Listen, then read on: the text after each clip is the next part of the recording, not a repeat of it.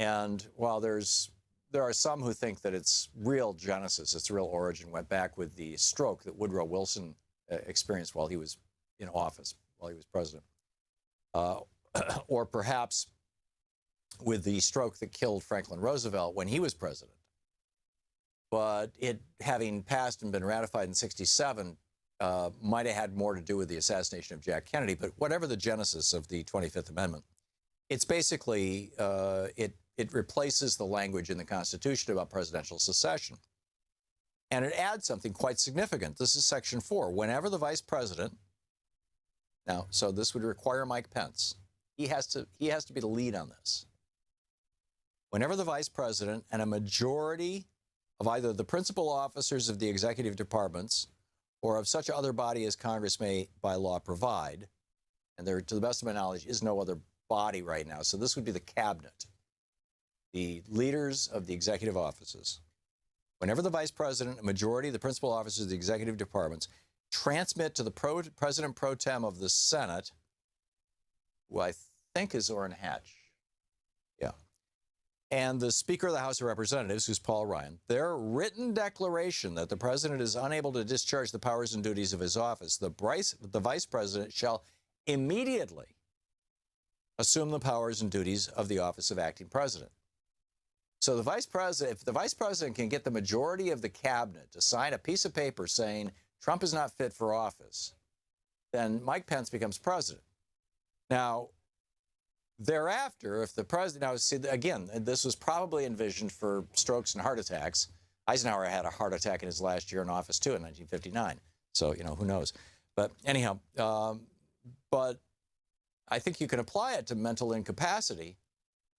Thereafter, when the president transmits to the president pro tem of the Senate and the Speaker of the House his written declaration that no inability exists. In other words, hey, I've recovered from my stroke, said Woodrow Wilson, kind of thing.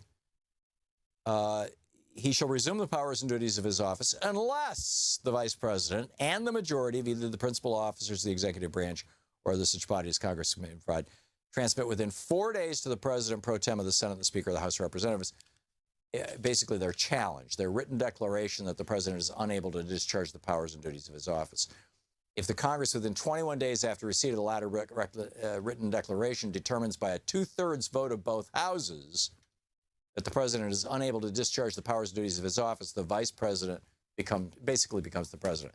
So basically, Pence and the cabinet could do this. If Trump fights back against it, Pence and the cabinet have to send another letter to Congress. Congress has 4 days to respond to this and to vote on it, and it takes a 2/3 vote of the House and Senate. So the bar is like super, super high here, particularly with the Republicans in charge of the House and Senate. But is it time to start talking about the 25th Amendment? This is the Thom Hartmann Program. And if so, what is the basis of that? Is it the specific behaviors? Hey, this guy is passing out, classified information. Or is it what's behind them? Hey, this guy's going crazy.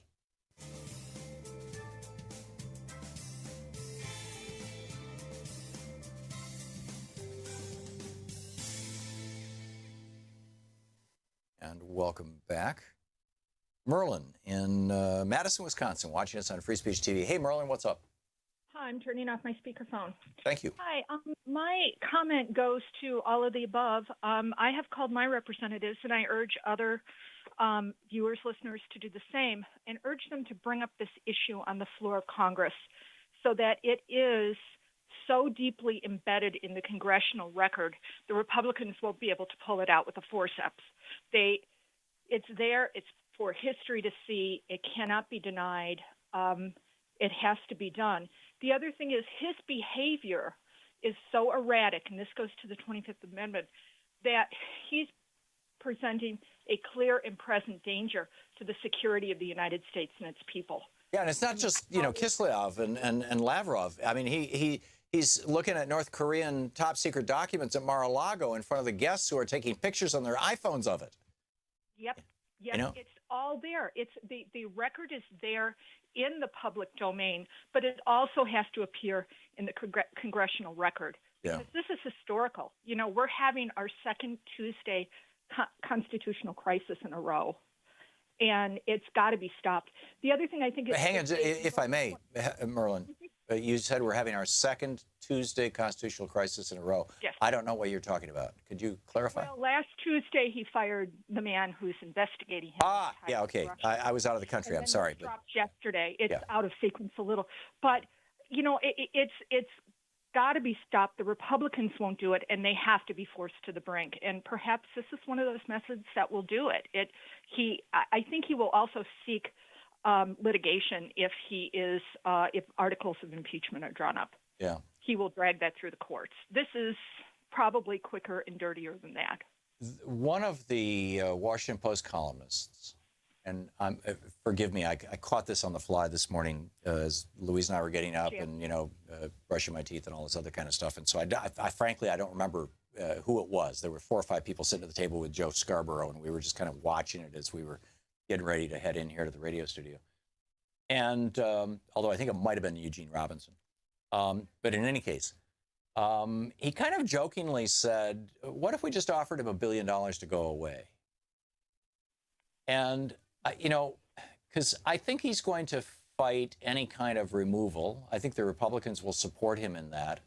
And yet I think the Republicans would very much like him to go away. He's becoming a problem. He's becoming a distraction. He is not a conventional Republican. He's a Democrat when it comes to trade, which has got the Republicans very upset. He's a Democrat, or at least campaigned as one when it comes to Social Security.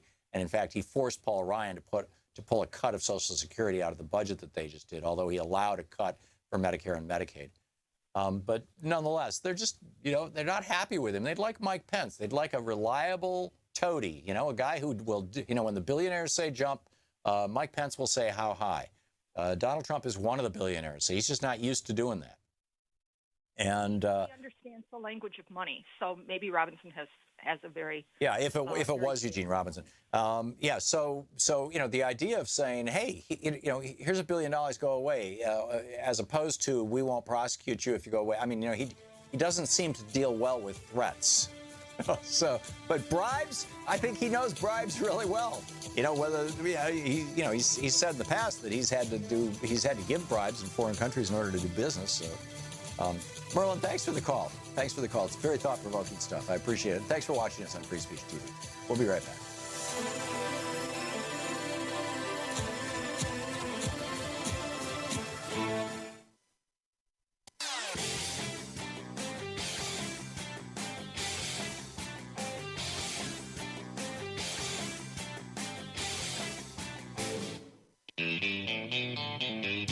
Welcome back. Thom Hartmann here with you, and Carla in Warren, Ohio. Hey, Carla, what's up?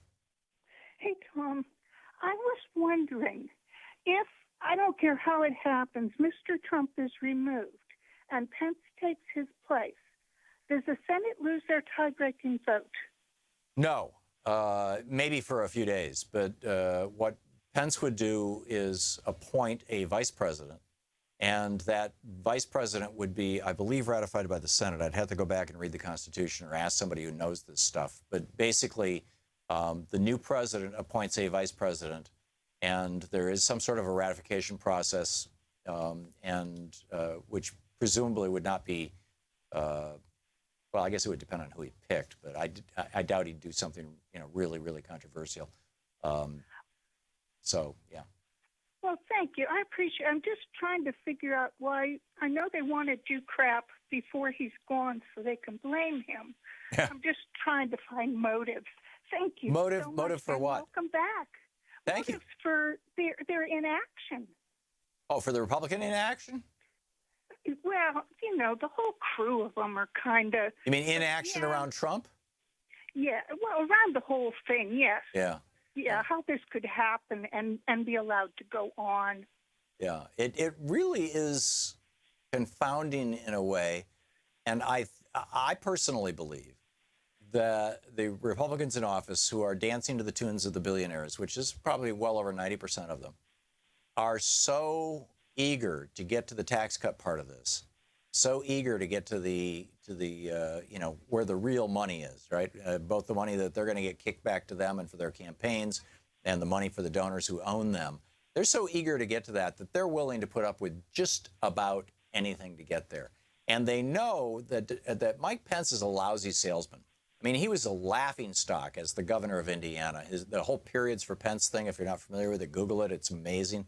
I did hear about it. Yeah, Mike Pence is a buffoon, and not a particularly competent buffoon at that. And so they're figuring, whereas Trump can marshal the base, he can get the people out on the streets. He can master the optics. He can manipulate the media.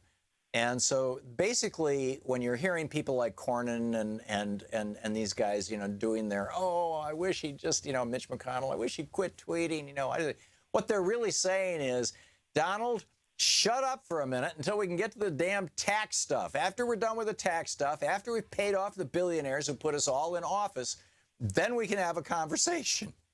That's what I think is going on. So, yeah. I mean, I'm sorry to hear that, but thank you so much. Yeah, thank you, Carla. Good to hear from you. It's but when the world is led by a child, what do we do? How do we deal with this? Major whistleblowing on Medicare, by the way. I want to get to that in a little bit too. But there's this whole idea, and I realize I've got a bunch of calls here. To those of you on hold, my apologies. We just have about 30 seconds still. We're going to hit a break here, so I don't want to do that to you. But this whole idea that Trump is non-compos mentis, that he is mentally incompetent. I'm of two minds about it. On the one hand, it does seem, particularly when you look at the comparisons of his 1980 interviews and his current interviews, that, he has suffered some in the mental department. That does come with age. I mean, we have to acknowledge that. Whether he's into some kind of full-blown dementia or not, I'm kind of skeptical about that. The thing I'm not skeptical about is that this is a guy who has no core. He has no essential sense of self. He has no belief set that he can articulate. And as such, I think he's scaring the Republicans as much as the Democrats. You're listening to the Thom Hartmann Program. Call 202-808-9925. So that said, maybe you've got an idea that I don't. Maybe you've caught something I haven't. We'll pick up your calls after the break.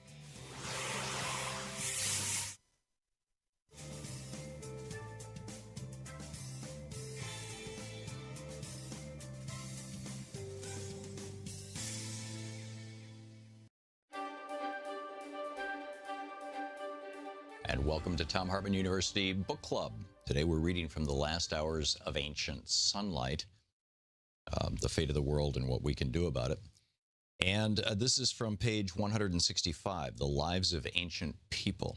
From the San and the Kogi Value, Community, and Cooperation, we are part of the world, not separate from it. Chapter. One of the oldest cultures on Earth is that of the Kung Bushmen. It's an exclamation mark to make the noise. Of the Kalahari Desert in the northern parts of South Africa. The exclamation point in their name, Kung, represents a sound in their language which we don't have in English. It's a popping noise made in the mouth by forming a vacuum between the tongue and the top of the mouth and then pulling the tongue down quickly. There are three other sounds in their language for which we have no letters, all of them clicks or pops, made by similarly clicking the tongue against the front of the mouth or the sides of the mouth and teeth. They're such a unique culture that although they're ancient, their language contains sounds that have traveled to no other human tongue on Earth. Over the past few decades, as they become more well-known, they've asked anthropologists and linguists that they be called the San, although most texts from before the 1980s refer to them as the Kung. They and their life are portrayed wonderfully well in the film The Gods Must Be Crazy. The San are racially distinct from the other Africans who have conquered the continent in the past millennia. Their skin is more yellow than black, and their eyes are slightly slanted as if they share a common ancestor with Asians, or perhaps are indeed an early ancestor of the Asians. Their hair is black and curly like other Africans, but they're comparatively short and thin, often standing less than 5 feet tall and weighing fewer than 100 pounds. The lives of the San were first chronicled quite elegantly by Lawrence Vanderpost, a South African explorer and writer. In his 1961 book, The Heart of the Hunter, he tells of coming across a small Kung tribe of about a dozen adults and children as they crossed a particularly hot and barren part of the desert. Vanderpost and his fellow explorers started hunting some game so the Bushmen could have extra food to carry on their journey toward the lightning on the horizon, where the seasonal rains were beginning. The explorers spent an entire day hunting with their Land Rovers and provisioned the Bushmen well for their trip. As the little tribe was leaving, Vanderpost and his group stood to wave goodbye, but the Bushmen simply walked off with many smiles. No thank yous were ever given for all that food. One of Vanderpost's assistants, a hunter who'd never encountered Bushmen before, commented that they seemed ungrateful and uncaring. Ben, one of the other men in the group who understood Bushman culture, responded that to give another human food and water is only good manners and is routine behavior among the Bushmen. If the white men had been starving on a long trek and the Bushmen had found them, they would immediately share their food and water, even if it endangered their own survival, and they would not expect a thank you in response.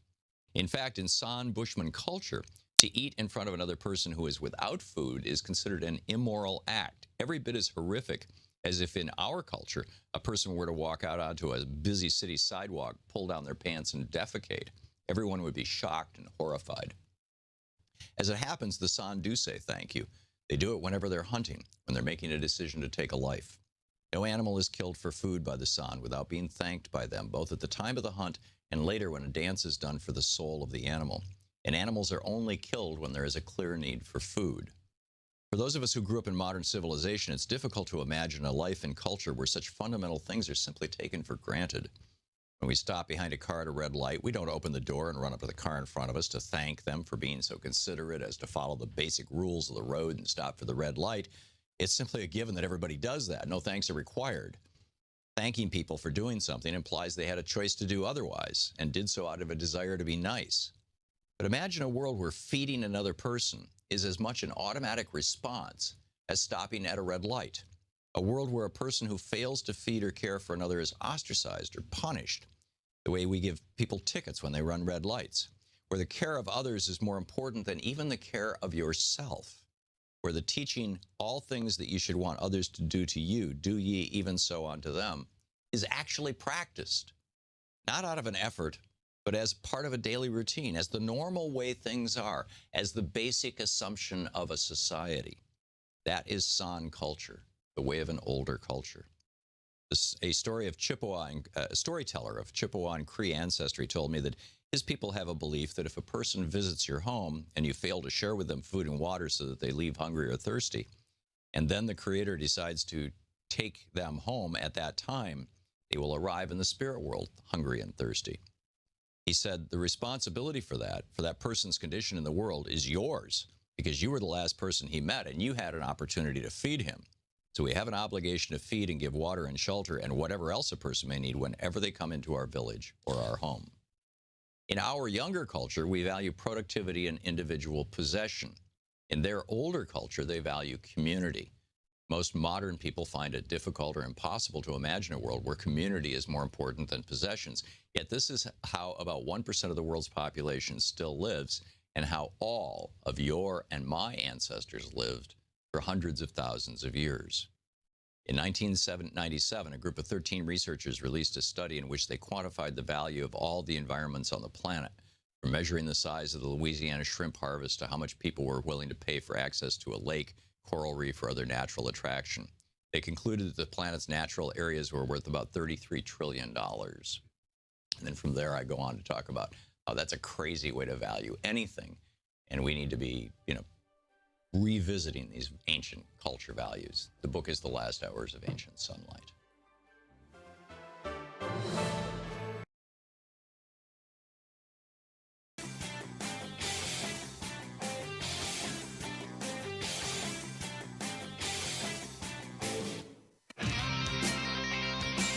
Oh, the plot thickens. McMaster now says, Mark Sumner writing about this up at the top of Daily Kos right now. McMaster now says, Trump didn't even know where the information came from. Right? He couldn't have disclosed, sources and persons and all that because we never told him. Right? This is mind-boggling. The intelligence community has figured out, don't tell anything to that orange guy in the White House. He's loose lips, sink ships, and all that kind of stuff. By the way, pleased to welcome WPEK AM in Asheville, North Carolina, now carrying all 3 hours of the Thom Hartmann Program live, starting this week. And thanks so much. This is I think our second station, this new station this week. We're picking up stations at the rate of, at least 3 or 4 a month. And it's great. It's we're very happy. So to your calls and your thoughts, Nell. Speaking of Asheville, Nell from Asheville, North Carolina. Hey, Nell, what's up? Hi, Tom. Thank you for taking my call. And we are so glad you're back on in Thank you. Asheville. Yeah, me too. Love your show, and then you went off, and then you came back, and so I'm glad. Thank you. As to the discussion about Trump and this information, and you just brought up this thing, he didn't even know where it came from. Right. And he didn't even bother to ask before he loosely lipped this information. I mean, even George Bush was not stupid enough to give information to Putin without asking the intelligence agencies. Or anybody else, for that matter. Or anybody else, what exactly it was that he could tell them. Because this involves all of our contacts throughout the world to give us information. They're not going to trust us with that information, so it impacts us in ways his pea brain couldn't even fathom. Well, I don't think it's so much that his pea brain, because I don't think he's a stupid man. I think it's that he's desperate for approval. I mean, the part of the transcript that we have is he said, I get great intel. I get the greatest intel in the world. It's like he was bragging about how much information he has, and then he starts sharing it with guys from another country. Right. No, there's no doubt that he has an intelligence, whatever, department of intelligence that is. You don't get to be where he is without at least an IQ of 100. Absolutely, but he's more concerned about as you said, his own. I'm the greatest. Yeah, I'm concerned about his emotional maturity. I'm the best. The other thing is, and this may be just a small point, but can you leak information that is false? I guess you can if you're trying to confound people. Oh, it's routinely done. It's routinely done. Yes, it is routinely done. But when the master says it's the leaks that are, but if those leaks are false, it's not really leaking. Yeah, it's called disinformation. Well, yeah. Anyway, that was just the thought I had. But thank you for letting me. Yeah, I absolutely get what you're saying, Nell, and thank you for welcoming me back to Asheville.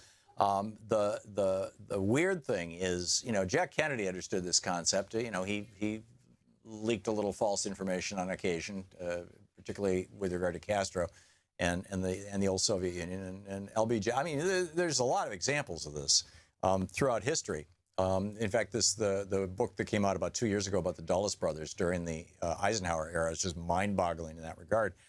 The sad thing is, and I'm guessing you'll agree with me on this, is that Donald Trump, and again, after just having defended his intellect, Donald Trump probably wasn't smart enough is the wrong phrase, wise enough, wary enough, understanding of politics enough, whatever, to have figured out that it might be appropriate for him to feed them some BS rather than just give them the real stuff, So, what do you think? Yeah. That's true too. Yeah. Oh man, what are we doing with this? This is incredible. And Nell, thanks a lot for the call and thanks for listening to us. We'll be. No, we won't be. Let's move on to Eric in Myrtle Beach, South Carolina. Hey, Eric, what's on your mind today? Hey, Tom, how are you doing? I'm fine. What's up? Well, we have a child POTUS right now. Mm-hmm. It seems. And emotionally, anyway. What really gets, or I should say childlike. Mm-hmm. Okay. I kind of wish that as much as the GOP and the Republicans say they're patriotic and everything, why do they not put country before party and implement the 25th Amendment? Here's another thing. If they can't do that, where's the adult in the room that grabs Trump by the ear, puts him across his knee, and blisters his butt, and then puts him in timeout? Well, because that's the way he's acting. That's the way he's acting. Yeah, if you read Brooks' column, and he's not the only source of this, obviously. There's a number of people who are saying that basically you can't speak back to Donald Trump. His entire life, he has run a kingdom. He has been the king of his own kingdom, and he has always surrounded himself with yes men. I think, having as an entrepreneur, I've started 7 businesses in my life. One failed spectacularly. One kind of never went anywhere. 5 of them we did really well with, and we sold 4 of them, and the 5th one is this show right now. And I've always been happy to have people who work with me or for me or who advise me say to me, that's probably not a good idea, or you ought to do it this way, or you made a huge mistake there, Tom. And I try to give people space to do that. And apparently Trump is so insecure that he will only allow yes men around him. And I think that's why he's been so vulnerable to these get-rich-quick schemes like Trump University, Trump Vodka, Trump Steaks, you name it, that failed because somebody came in and said, hey, here's an idea. He thought, oh, that's a great idea. He turned to all of his advisors and said, what do you think? And they were all afraid to say, that's idiotic. You ought to stick to your core business of real estate. What are you doing making steaks? Well, you're exactly right. Yes. And the same thing is happening in the White House. He's got everybody scared to death. And there are adults in the White House, but none of them are willing to risk their lives or their careers anyway by behaving like adults. The great hope was his daughter Ivanka might be able to do that, but she doesn't seem to be having any influence on him. And in fact, increasingly, it's seeming like she's, she just published this book about, how to be a working woman and, great advice on how to deal with your nanny and your team, your chef and the people who drive your kids to school, your chauffeur and stuff like that. I mean, come on. It's like so out of touch. And so I think there's no adults in the room. And it's a major problem for all of us. So. You're exactly right. All the years that I spent in the military, I did 27 years, and it's like I started at the bottom. I came up to pretty well the top.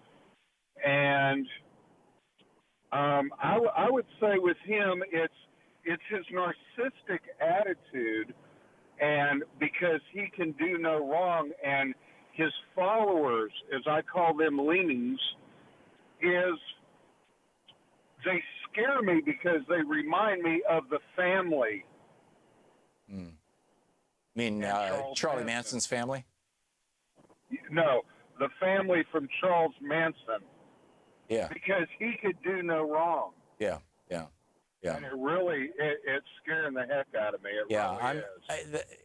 That analogy is a little harsh, but because I think that the people around him actually realize that he's doing wrong. I don't think that they deify him the way that Squeaky Fromm deified Charles Manson. But they are scared to death of him. And the other thing is that he's demanding loyalty of people, but he has never in his life been loyal to another person, as far as anybody can tell. Once you're no longer convenient or useful to him, or he perceives any kind of slight, he will not only drop you like a hot potato, he will stomp on you and destroy you. And people know that. People have known that throughout his business career. It's one of the tools that he's used to get what he wants. It's this kind of mafia-like attitude that you see among some developers, real estate developers, particularly in cities that have a lot of mob influence like New York City. And that kind of mentality, that's dangerous stuff, frankly, in the White House. And it's something that, now the question that was asked, perhaps it was the previous caller, why doesn't Pence and the majority of the cabinet sign that letter and start this process of the 25th Amendment of removing him? If they're one person short, Donald Trump is going to fire all of them in 5 minutes and institute lawsuits against them and stop. It's like they're looking at career-ending, damaging stuff. They're scared. You're listening to Thom Hartmann. Visit ThomHartmann.com for audio and video archives. I mean, there are fewer places. If somebody offered me a job in the Trump administration right now, I would turn it down, not just because of the politics, but just bizarro.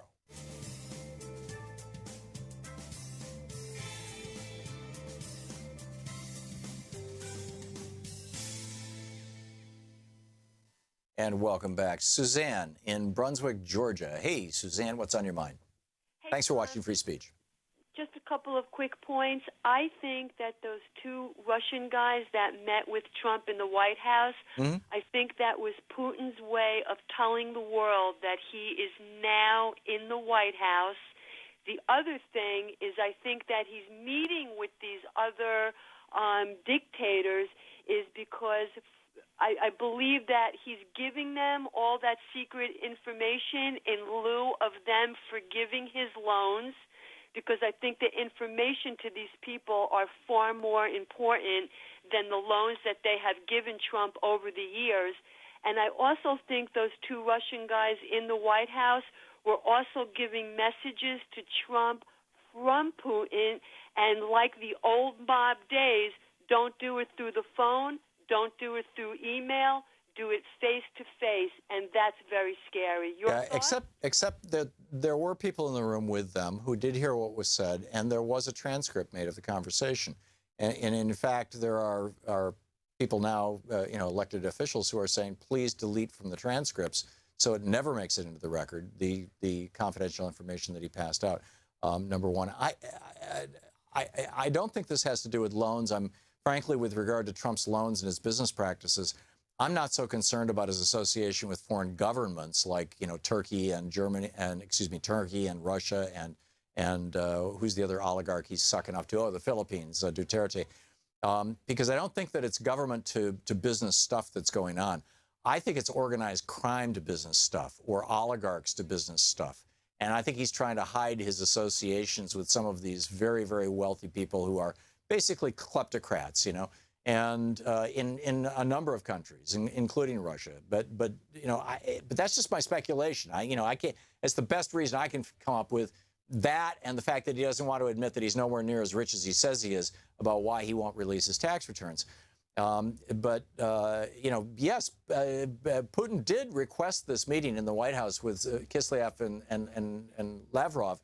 And in his telephone conversation with Trump, a few days ago, but I think it was my sense of it is that this is more a matter of national pride and prestige, and I think that Donald Trump, in his kind of childlike way, and in this regard, I'm not actually speaking as an insult, because I think Reagan did the same thing, and Reagan was probably on the edge of his dementia at the time when he was negotiating with Gorbachev. And you'll remember Reagan sat down and said, let's try to create a world with no nuclear weapons at all.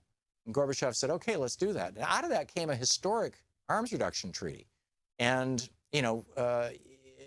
so I think that there's a part of Trump that thinks that, okay, there's another, Russia's the other big nuclear power. They got, 7,000, 8,000 nuclear weapons. We've got 10,000, 12,000, whatever. We need to coexist with these guys. And that's not an unreasonable argument to make, but it's not turning out that way. It's like he's being played or something. And of course, there's political forces in the United States that frankly don't want anything like that to turn out that way. So I think this is Suzanne, I think that there are layers within layers within layers of complexity here, that whenever we try to reduce it to a simple, good guy, bad guy, this guy, that guy, we miss that nuance to our own disadvantage. But I think you're onto some interesting points here, Suzanne. Thanks for the call, and thanks for watching Free Speech. We'll be back.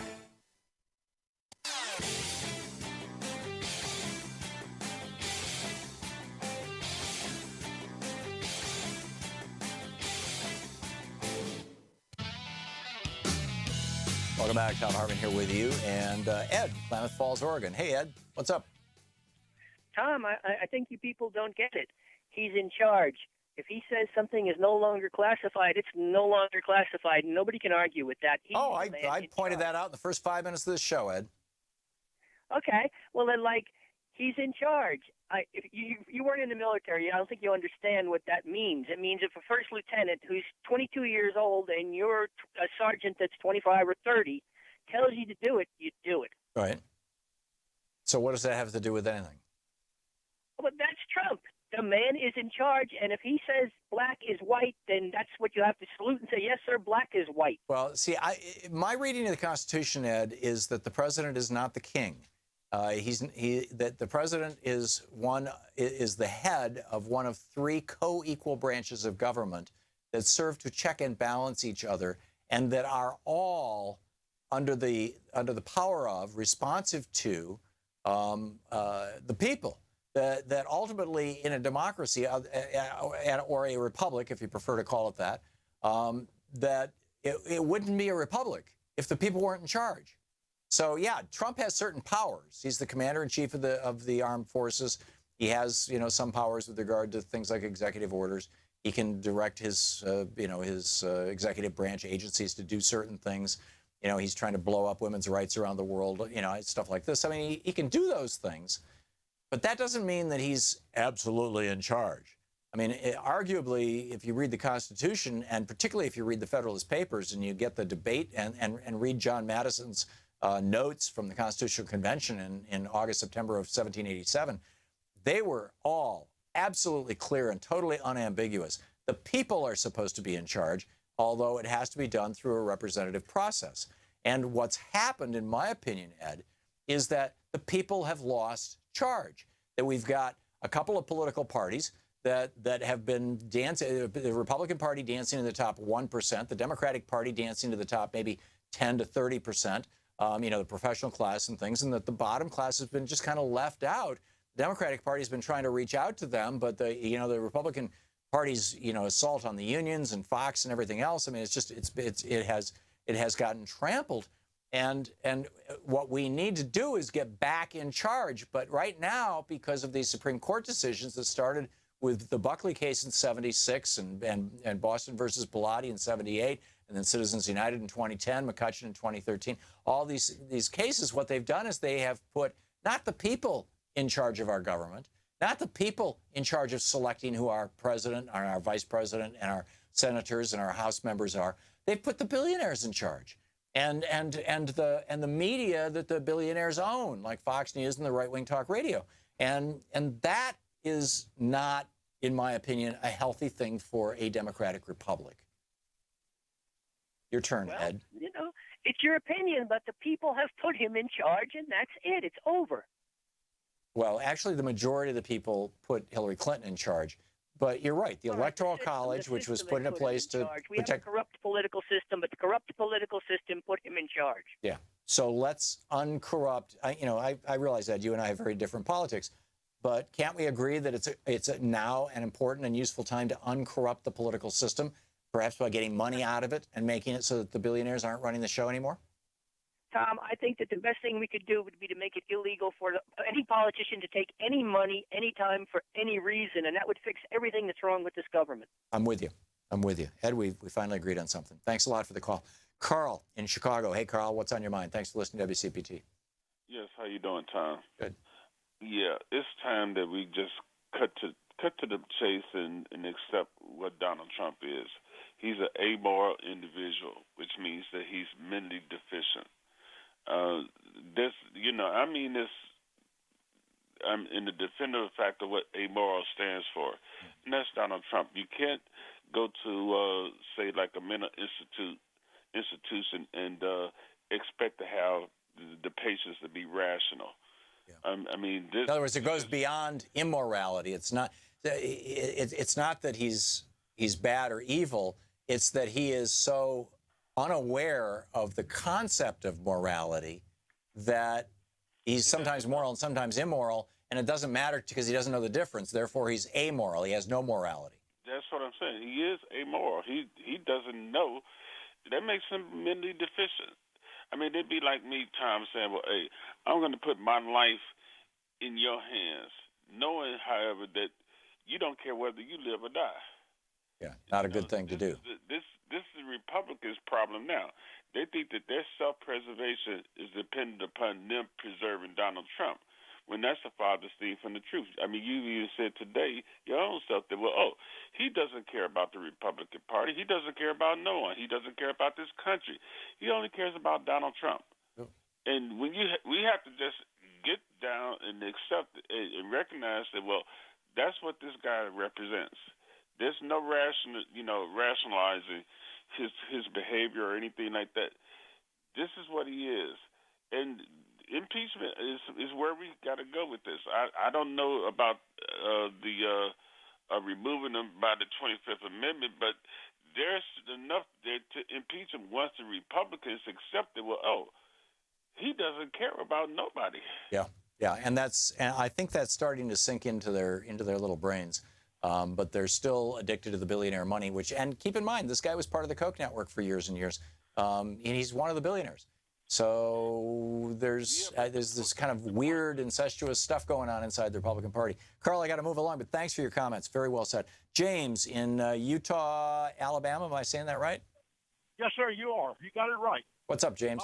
Thanks for listening to Sirius XM. I spent 37 years in the military, and what nobody's looked at, somebody that don't like Donald Trump that working in Washington D.C., they could have started a rumor mill, and they heard he was going to meet with the Russians, and they just called the Washington Post and said, "Hey, this is what's going on." Well, people print anonymous sources, so you could be looking at just a rumor mill. We had a guy in the military that did that. But he tweeted this morning, James, that he actually did what the Washington Post said he did. That's what I'm saying. It's a rumor mill. I was going to say the guy that called in, or the girl that called in that don't like Donald Trump, said, "Hey, he's giving classified information to the Russians." Well, that could be. Didn't know what he was talking about, but hit the nail on the head. You see what I'm saying? No, I'm missing something here, James. People call. We had guys in the military used to start a rumor all the time. Right. And this guy or girl could have, don't like Donald Trump. You're talking about the authors of the Washington Post piece? No, did he get an anonymous tip from somebody, a leaker? No. The Washington Post piece came out of two people who were inside the White House, inside the Oval Office when that meeting happened, who were not willing to have their names used in the newspaper, but their identities were verified by the Washington Post by multiple sources. And it's a solid story. And Trump basically this morning came out and said, "Yep, I did it." And this is after sending, three of his spokespeople out to say, "No, he didn't," which is really hanging your people out to dry, which would give me pause about ever being anything close to the Trump administration. You're listening to Thom Hartmann.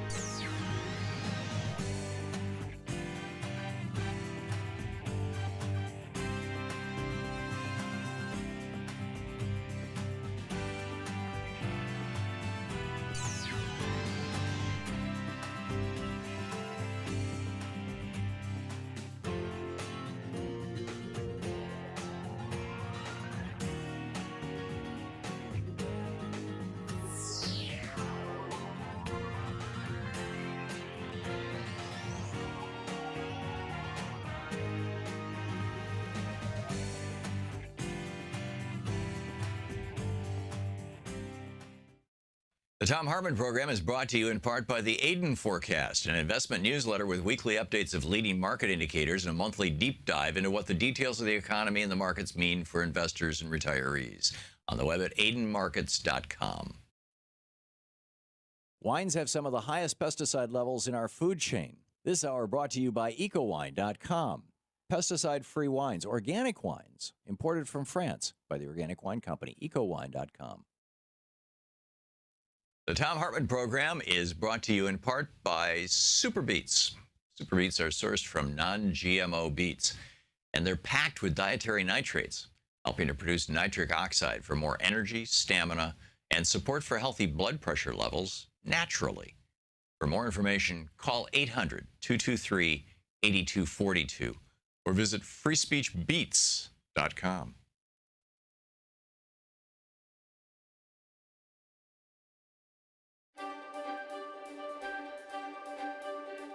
It's the Thom Hartmann University Book Club. We're reading from Walking Your Blues Away, How to Heal the Mind and Create Emotional Well-Being from Chapter 1, How Trauma Sticks and the Mechanism of PTSD. One of the enduring mysteries in the field of psychology is why the same event produces such different memories and responses in different people. As the New York Times reported in a July 1st, 2004 article, 1 out of every 6 soldiers coming home from the war in Iraq is showing signs of emotional difficulties, particularly post-traumatic stress disorder. Citing a report in the New England Journal of Medicine, the writer noted the researchers surveyed more than 6,000 soldiers in the month before and after service in Iraq and Afghanistan. Almost 17% of those who fought in Iraq reported symptoms of major depression, severe anxiety, or post-traumatic stress disorder, compared with 11% of the troops who served in Afghanistan. In World War II, post-war depression and anxiety was called battle fatigue. In World War I, we called it shell shock. The question isn't so much why it happens. We know GIs in war do and see horrific things. The question that perplexes us is why post-war anxiety and depression haunts some veterans and not others. Of course, some vets see harder combat than others, but even that doesn't account for the statistics. There are still huge variations among individual soldiers in how they respond to the same event. The same is true in the civilian world. Some people develop PTSD and others don't, facing the exact same circumstances. In order to understand why some people are still shocked months and even years after a traumatic event, it's necessary to first understand how the brain and mind processes trauma. The brain is a complex collection of deeply interconnected parts and processes. I'm vastly oversimplifying here for the purpose of description. In light of those caveats, here's a possible scenario that's not inconsistent with much of what's known about brain function. There's a part of the limbic brain, or visceral brain, called the hippocampus that's believed to function as a one-day scratch pad for memory. Everything you experience throughout the day is stored in the hippocampus. In order for the impressions of the experience to become a long-term memory, they must pass through the hippocampus into the rest of the brain. People with a damaged hippocampus remember past events but have extreme difficulty learning new things. Although the rest of the brain is able to integrate recent information from the hippocampus in relation to stored memories, in order to understand that one thing happened a week ago and another thing happened a month ago, the hippocampus knows only one time, today. During the night as we sleep, the hippocampus dumps its information from the day into the rest of the brain for processing, sorting, storing, and disposing of irrelevant information. As the brain is processing the details of the day from the hippocampus, we experience what we call dreaming. Many sleep researchers are convinced that when we experience REM sleep, most of the events, including the traumas of our daily life, are processed. The processing of information management completed. When we wake up in the morning, the hippocampus is once again empty and ready to record another day. The problem emerges when the hippocampus is carrying information that's too much or too hot for the larger brain/mind to handle. When a recent memory is too strong to be easily and unremarkably processed, it presents in our dream world as a nightmare.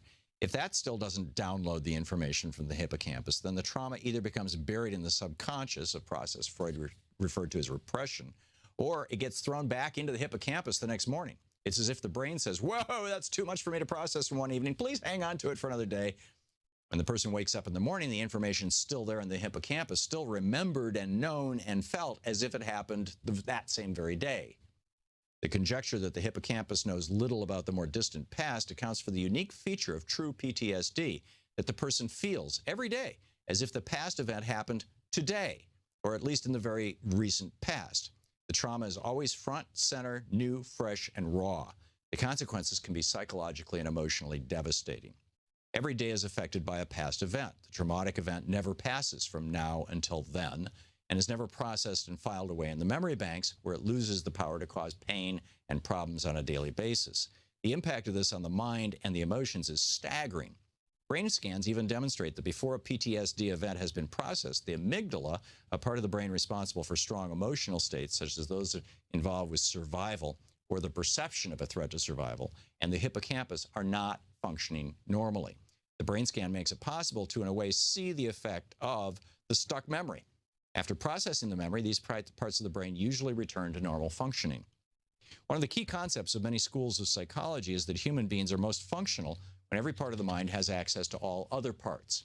In particular, this functionality is a matter of having full access to positive resources, such as memories of times when we were successful in our undertakings and the good feelings we associate with those accomplishments. Working from this level of functionality, then, When we take on a new task, for example, we first remember times in the past when we attempted something similar and accomplished our goals. This functionality can be accessed in all endeavors, from embarking on a new love relationship to making your first public speaking engagement. Memories of past accomplishments and capabilities are stored in parts of the brain far from the amygdala and the hippocampus. The amygdala and hippocampus, part of our brain's most primary and primitive structures, lie deep in the brain. Thus, having a negative memory stuck deep in the hippocampus blocks the pain and fear associated with that memory from reaching and associating with positive memories and resource states, which are housed in more distant parts of the brain. So in other words, if we don't get these traumatic memories out of the hippocampus, then everything coming in gets filtered through that and blocked having access to resource states that can help and heal us. So the rest of the book is how to get that stuff out of the hippocampus. The book is Walking Your Blues Away. Hey, want to hear that clip again? Subscribe to the Thom Hartmann Program on YouTube to see all your favorite show highlights.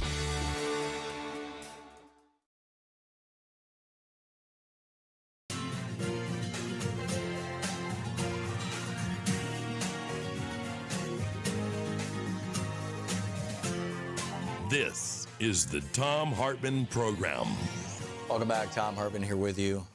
I've got two monitors here in the TV studio, TV monitors. One's typically on CNN and the other's typically on MSNBC. But instead, yesterday and today, I put the second one, part of yesterday and all day today, I put the second one on Fox News. And because I'm seeing all these weird stories. Yesterday when I was, after I left here, I was over at SiriusXM. I was on Karen Hutter's show for an hour. And by the way, if you haven't listened to Karen Hutter's show, she's spectacular. On SiriusXM channel 126, I think it is, the Urban View channel. And she's just brilliant. And I had a great time.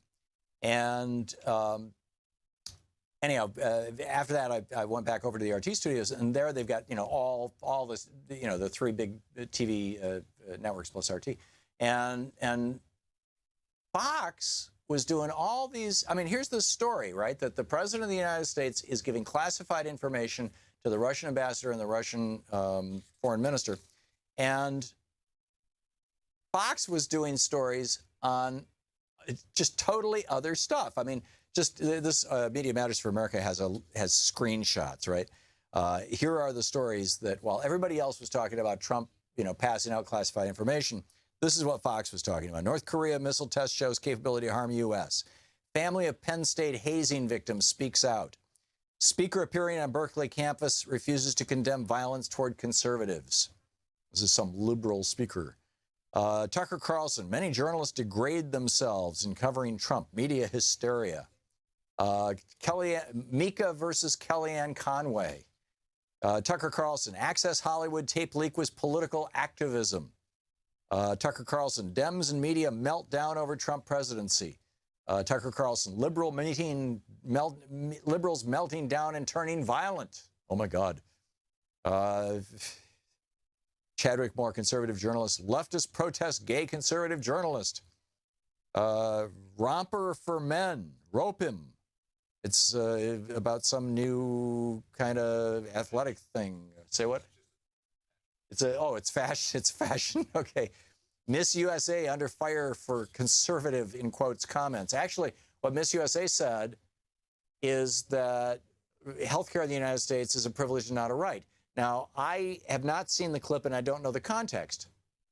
If you were to ask me right now, should healthcare in the United States be a privilege or a right? I would say it should be a right. If you were to ask me, is it a privilege or a right? I would say it's a privilege. And those are the simple facts. And I'm not sure what she said, but, Fox is defending her. But anyhow, they're talking about that rather than the president. Another one, cost of socialism, Venezuela in chaos. This was followed by Michelle Obama. Why don't you want our kids to have good food in school? Tucker Carlson attacking her for nanny state stuff. Followed by Trump. Attacks on police must end right now. Right. And followed by former FBI agent Bin Laden's son seeks revenge. Right now, on Fox, Trump, well, they're playing Trump on CNN also. He's talking, he's in the Roosevelt room of the White House, talking about Turkey and how they've been allies. So I guess this is his day to meet with Erdogan. Fox News also yesterday, Robert Gates broadly endorses President Trump's disruption approach to government. One more thing, dispute is similar to vote count over Texas voter ID law. This was about a little furry animal. The picture, the screenshot is like a hamster. Speaking of which, Sean Hannity is next, and it's about Comey, and then there's Comey, and then the Clinton email server scandal. The screenshot is U.S. Code 783, gathering, transmitting, or losing defense information. 18 U.S. Code 1905, disclosure of confidential information generally. And then the Uranium One deal, Clinton Foundation donations, $145 million. That was a Fox News story yesterday. And, it's like, it's incredible. And then Louise and I this morning when we were doing show prep, and, we start this at 7:30, 8 o'clock in the morning, just, sitting there just reading all the sites, left wing and right wing. And there was this amazing divide between the two. The principal story, and this was right, I don't know if it is right now. In fact, actually, I should probably just take a look real quickly, but it was like an hour ago. At the top of Drudge, not the top headline, but the top of it's still at the very top of the middle column in red. So it's arguably one of the very top stories at Drudge, is a dead DNC staffer had contact with WikiLeaks. This guy who worked at the DNC, who was walking down the street here in Washington, D.C., and was shot in the back. And his family is like, hey, leave him and his reputation alone. But the right-wingers, and this was like on virtually every right-wing site we looked at.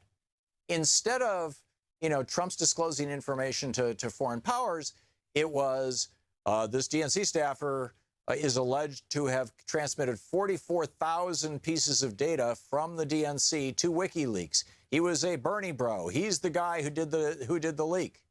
This is the story that right-wing media is running with right now, and it's bizarre. I mean, the family's denying it. People around him are denying it. One of the guys who kind of broke the story about him, he's also dead. It's as if it's like, in fact, one of the things Fox was talking about yesterday, Vince Foster. Oh, no, that was this morning on Fox and Friends. Let's have a conversation with Ken Starr about Vince Foster. Vince Foster killed himself during the Clinton administration. And, they tried to blame it on Hillary or say, the guy committed suicide. He was depressed. He'd been seeing a psychiatrist the whole bit. It's just so bizarre. It's like this alternative universe, this alternative universe bubble that the Trumpistas, the right-wingers, are living in, and that they thought they had control over. And what's going to, now that, Bill Shine and Roger Ailes are gone, and Rupert is fading, what's going to happen to the right-wingosphere? Right-wing talk radio, yes, it's ubiquitous. So, if there's nothing else to listen to, people listen to it, and there's still some ad revenue there, but it's nothing like it used to be in terms of popularity. And progressive talk radio is growing like a weed. And by the way, we're going back on the air in Detroit next week. So, lots of cool stuff going on. But it's like, what is, how to say this? Thomas Jefferson said, and I'm paraphrasing here, I don't remember the exact quote, but words to the effect of, if you expect to have an uninformed electorate and a functioning democracy, or a functioning republic would have been the word he used, then you expect something that never was and never will be. That only with a fully educated electorate can you have a functional government, particularly when the electorate selects the government. And this siloing of news, this multi-billion-dollar investment in right-wing media, which has been going on since 1972, since the Powell memo was really put into effect. Paul wrote the Powell memo in 71. 72, Nixon put him on the Supreme Court. In 76, he made the decision that giving money to politicians is free speech and protected by the First Amendment. It was the Buckley versus Vallejo decision. That this has corrupted our democracy to the point that we're largely dysfunctional. that Americans don't understand the majority of Americans, I would argue, don't understand the issues before them. And it's not that they're stupid. It's not that, we get the government we deserve. That's nonsense. It's that there has been a concerted effort to cause American working people to think that the interests of billionaires are also their interests, and to conceal from the American people the efforts on the parts of the petro-billionaire class and the libertarians to destroy the state, this government that George Washington had 3 horses shot out from underneath him to create. It's an ongoing effort. It started in a big way with the Confederacy. And now you've got, Richard Spencer and his torch-bearing crowds down in, I think it was South Carolina, North Carolina, one of the Carolinas, out there in it's like they're still, they were traitors, these people. They're traitors. And they're still around. And they're still hating this country. They're still hating, federalism. They're still hating the idea of a democratic republic. They're agreeing with Grover Norquist that we should shrink government down to the size where it's small enough it could be drowned in a bathtub. It's Grover Norquist, the multimillionaire K Street lobbyist. This is the corruption of a democratic state. Jimmy Carter on this program 3 years ago said, "We are now an oligarchy with unlimited political bribery." Those were his exact words. And we need to be thinking seriously and long and hard about that. And Carter pointed out in my conversation with him that you could trace this back to Citizens United and its predecessors. This is the Supreme Court has reinvented America in the vision of Antonin Scalia, John Roberts, and Neil Gorsuch. It has reinvented America in the vision of the fat cats who funded the Reagan campaign. The fat cats who cut the deal with the Iranians to hold the hostages so Jimmy Carter couldn't win the re-election. The fat cats who put George W. Bush in office. Who the Brooks Brothers riot down in Florida to stop the vote. The fat cats who have funded all these right-wing think tanks. There's virtually nothing like this on the left. Who run a television network that routinely produces so much false information, puts forward so many lies, that university studies show that people who watch Fox News regularly are more malinformed, misinformed, not just uninformed, not just lacking information, but believing things that aren't true than are people who watch no news whatsoever. This is this world that America has become. And we've got to start taking this stuff seriously and moving forward in a positive direction that brings us together. And the basis of this is education. And as long as this siloization continues, and now you've got Ajit Pai at the FCC wanting, if he destroys net neutrality, your ISP may come to you and say, do you want the liberal internet or the conservative internet? This is the Thom Hartmann Program. Seriously, the plan that some of these companies have is very much like the cable TV plan. Do you want Fox News? Do you want to pay extra for MSNBC?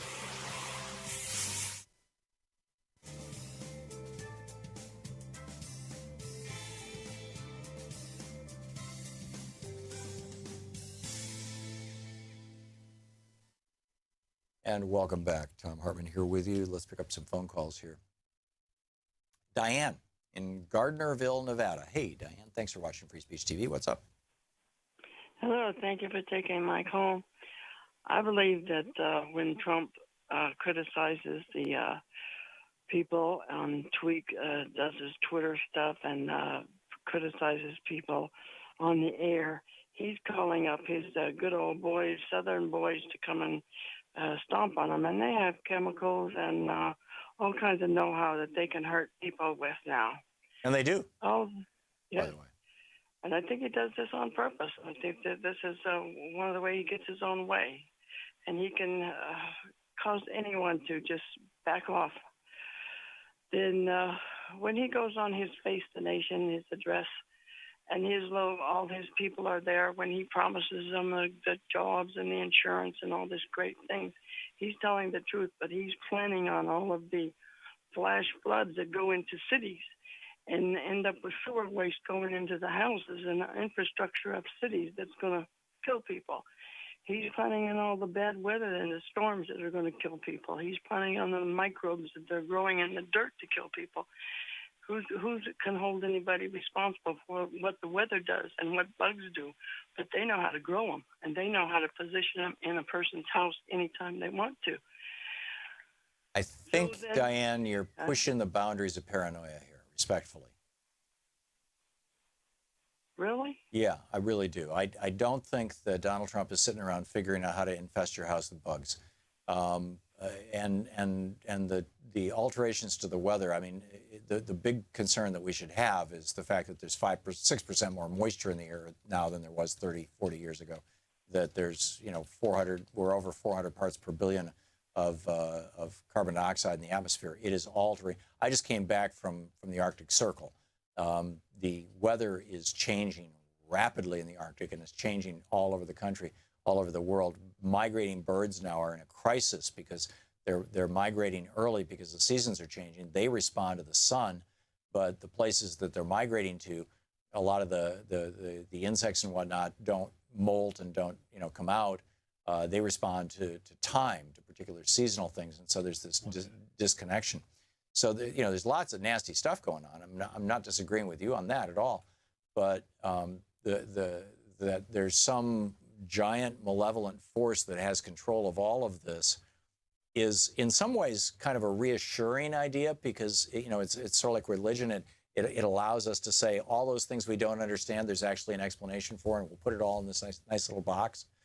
But I think it's actually far more out of control than we realize, and it's far more scattered than that.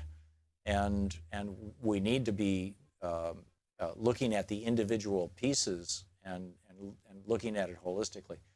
But the big area where I don't disagree with you, Diane, and I share your concern, is the power of money and the powerful associated, who derive their power from money, are corrupting our democracy purely for their own profit, and that can lead to the death of human beings. I mean, that's not a good thing.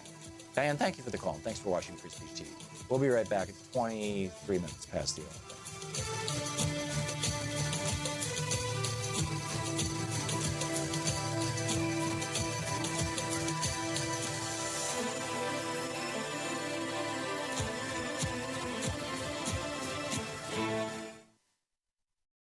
Hi there, I'm Marie with Free Speech TV. Your support, whether through giving donations, volunteering, or spreading the word about Free Speech TV, has made it possible for the only independent progressive news network to exist.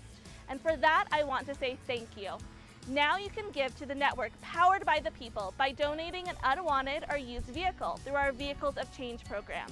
If you have an old car, RV, or even a motorcycle, Free Speech TV can use it to grow and thrive. You can make a bigger difference in supporting Free Speech TV by giving an old car. It's a great way to support the network without having to dig into your bank account.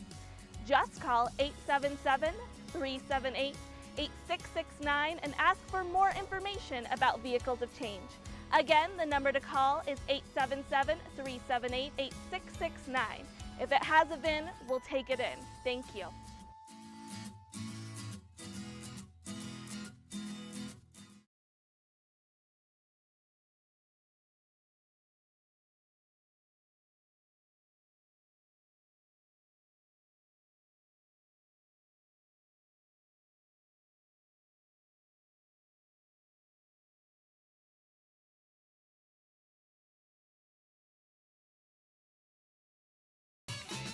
Oh, this is interesting. Jim, you want to disagree with, in Everett, Washington, you want to disagree with me. Go for it, Jim.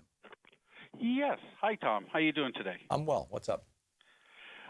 I'm a black man, so maybe I have a bit of a different perspective on America than you do, but I think the country got the exact government it deserves. How so? I didn't.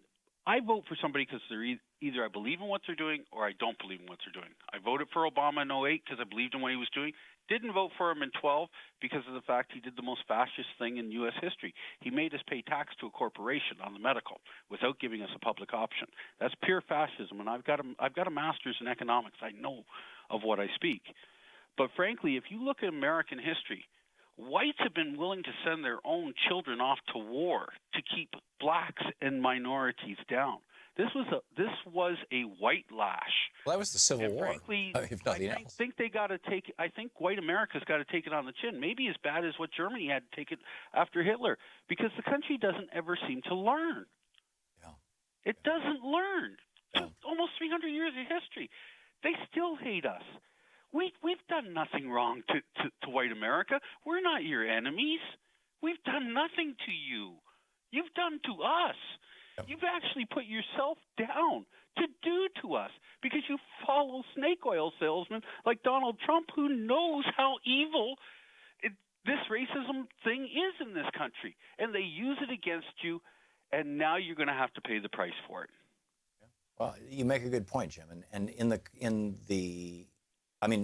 my broader point when I said we don't get the government we deserve was that we are being manipulated by basically a bunch of petro-billionaires, right-wing billionaires. You can only be manipulated in this way if you want to be. If you want to hear what you want to hear and you don't want facts, then you know something? It'll happen. I don't disagree with that either. But with regard to race, you're absolutely right. And this is when Karen Hunter, when I was on our show yesterday, we were talking about this. That the economic agenda of the Republicans is their prime agenda, but they bring along the racists, they bring along the homophobes, they bring along the haters, they bring along the hard right religion, the Christian Taliban. They bring them along as rubes, basically. They bring them along because they need the votes. But I don't think that that's their principal agenda, and we've got to basically break those things. So, Jim, your point is very, very well taken. Thank you very much for a thoughtful comment. I appreciate it. We'll be right back. It's coming up on 28 minutes past the hour here on the Thom Hartmann Program. A lot to talk about, a lot going on. McMaster is trying to put some spin on this right now. It's all very interesting. Stick around. You're listening to the Thom Hartmann Program. Call 202-808-9925. Back with more of your calls right after this.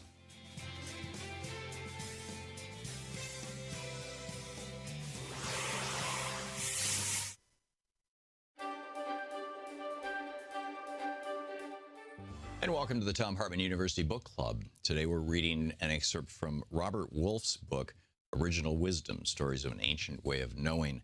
I wrote the foreword for it. Robert Wolfe just died just a few months ago, just this last year, in Hawaii. Louise and I visited him there a number of times. He was in his 90s.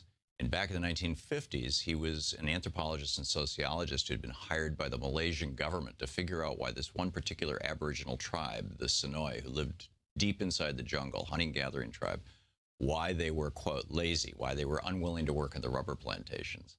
And he got to know them, and he discovered that their view of the world was completely different than ours.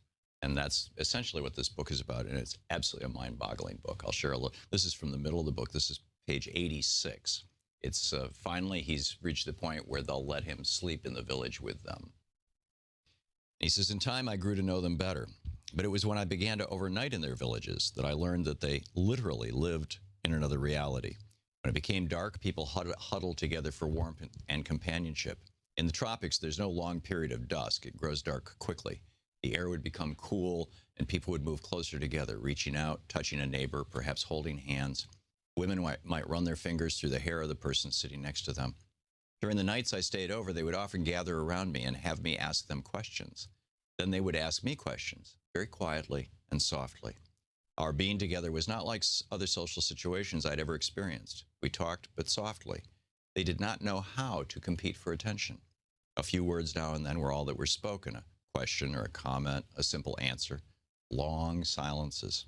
Sometimes someone would have some tobacco and light a cigarette, a tobacco rolled into a leaf, which was passed around the group. People might ask each other whether they had noticed that particularly bright patch of sunlight on the side of the river behind a certain tree, or if they had noticed that large yellow bird that sang in the morning. Evening was a time of reflection, of gentle communication, of being together. I never knew their blood relationships, but evening times felt like family. As it grew later, one of the people would get up to go into one of the houses, more often little more than lean-tos or rickety huts on stilts, and fall asleep. Eventually, each of us had found an empty spot on the floor of one of the shelters, and wrapped in our sarongs, we huddled close to whoever else slept in that house that night. The houses did not belong to anyone. It seemed that each of the 4 or 5 little shelters was for all the people living in that settlement at that moment. We would fall asleep whenever we chose, and I'm sure with whomever we wanted to spend the night. Yes, people had sex, but even that was gentle, quiet, and discreet. Occasionally, someone might turn over and bump into a couple being a little too acrobatic or noisy, and there would be a grunt. Or people might move away from a couple that made too much to do about their lovemaking. Passionate lovemaking between young people often took place during the day, outside in a more hidden spot in the jungle, I was told. In the morning, we might not all wake up at the same time, but those who woke up early would lay quietly, waiting for more people to awaken. And somehow, as if by magic, we would find ourselves sitting in a circle, rubbing our eyes, stretching the kinks out. One person would say, "I saw a bird, a beautiful bird." Someone else would say, "Yes, I too saw a bird." "What kind of bird was it?" another would ask. And so they would create a story with images from our dreams. They did not think that they were sharing dreams as we think of dreams. The Sonoy believed that the world we live in is a shadow world, and that the real world is behind it. At night, they believe, we visit the real world. In the morning, we share what we saw and learned there. The story that was created around the memories that 4 or 5 people brought back from the real world set the tone for that day. Sometimes one of the group would take the lead in soliciting input from each person in the room. "How about you? What do you remember?" Other times, the story flowed without help. A few times, no story emerged at all. It was very obvious that when a more or less coherent story was created around the images we shared, we who had slept in that shelter would live that story that day. Usually, the stories were simple. A bird had shown the way to a tree that was bearing fruit. Later that day, some of us would find that tree, and of course, it did have ripe fruit. Or the story was about a bad storm, so people would stay close to the shelters all day, and yes, there was a big storm in the late afternoon. Occasionally, the stories were about things that affected all of them, all the people in the settlement, or perhaps even all the Sonoy. In that case, they would make it a point to share with the people who had slept in other shelters as soon as possible. It might take all morning to disseminate that story to everyone. I did not witness any attempts to call a meeting, but it was obvious that when a serious story came out of a morning's dream telling, all the people in the settlement would eventually hear that story. I learned about all of this very early during the time that I spent with the Sonoy. It was in what I thought of as the first village, the first settlement I visited, that an important story emerged from what I brought back from the real world during one of my nights there. It made a big impression on me because part of the story came from my dream. It was a particularly vivid dream about one of my family's dogs, an all-black mongrel that seemed to have come with the house we rented in the suburbs of Kuala Lumpur. We had tried to get rid of that dog. In fact, one of the first days after we moved we had run over to over the poor dog in the driveway, but he would not leave. We tried chasing him away. He kept coming back. So we adopted him and called him Jaga, which is Malay for guard or protector. I do not remember that Jaga was a particularly good watchdog, but he was around.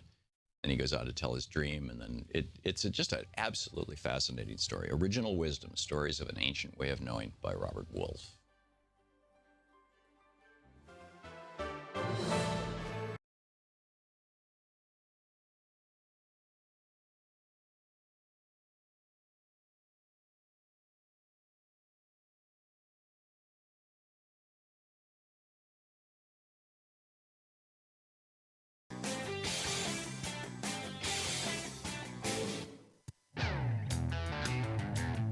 Welcome back. Thom Hartmann here with you. And on the line with us, the brilliant, the funny, the amazing star, comedian, radio host, actor, John Fugelsang. He tell me anything on SiriusXM Insight 121. His website, johnfugelsang.com.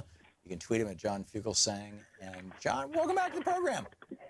Tom, what a thrill. You have the best show in radio, and I'm so honored to lower the bar to my pathetic standard. Thank you very much. Right. Thanks a lot.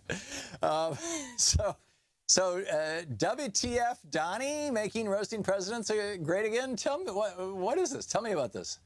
Well, we decided to have a little tribute to our commander-in-chief with some of the top comedians in the game here in New York.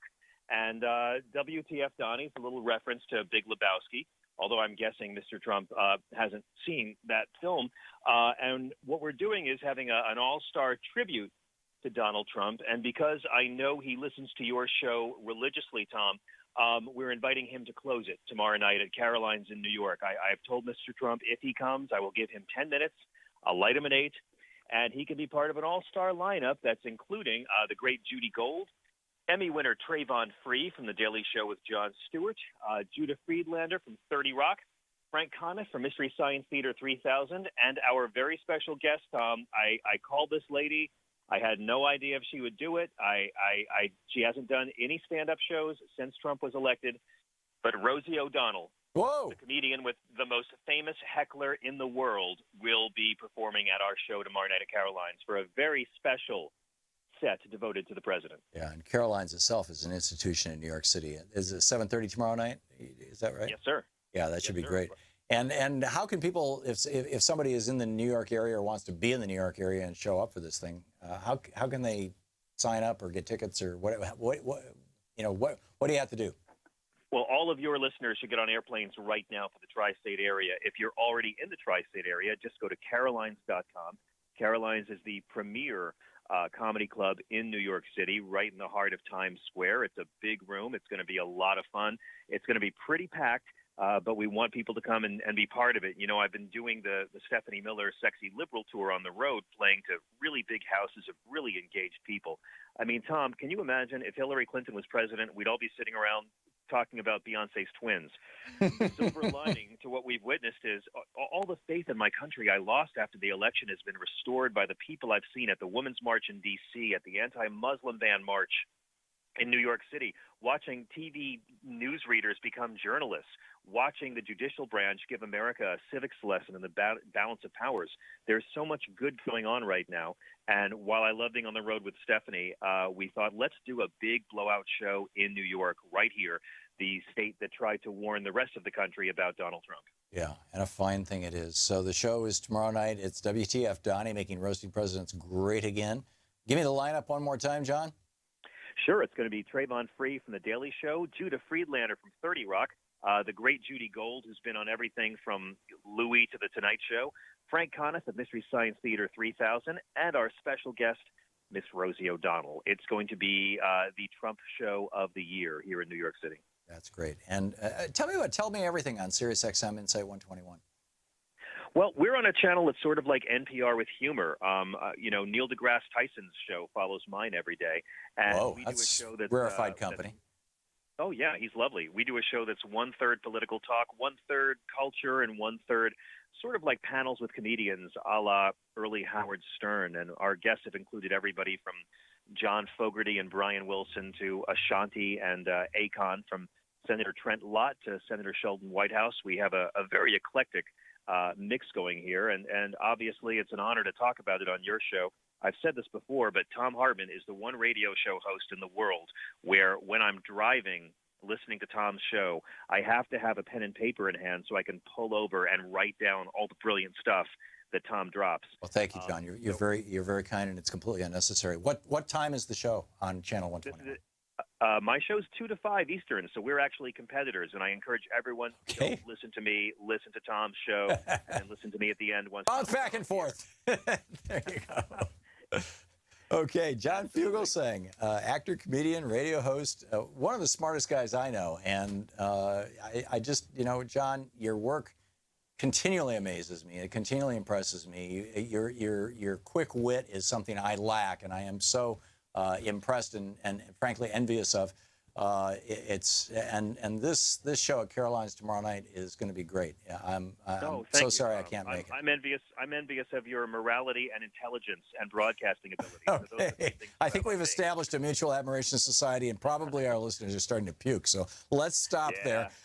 Of course. But hey, Tom, here's the thing. If the goal is to take out this president by going after his flunkies and his associates and his cabinet and his campaign staffers and everybody in his inner circle, technically, we're grabbing him by the posse. And that's a beautiful thing. There you go. Brilliant. John Fugelsang. John, thanks a lot for being on. Thank you, sir. Have a great day. Great talking with you. That's spectacular. And be sure to check it out. You have johnfugelsang.com. Carolines.com is for the show. And, of course, you can tweet John at John Fugelsang. Not hard to find. Antonio in Brunswick, Georgia. Hey, Antonio, what's on your mind today? Hey, Tom, how you doing? Great. How are you?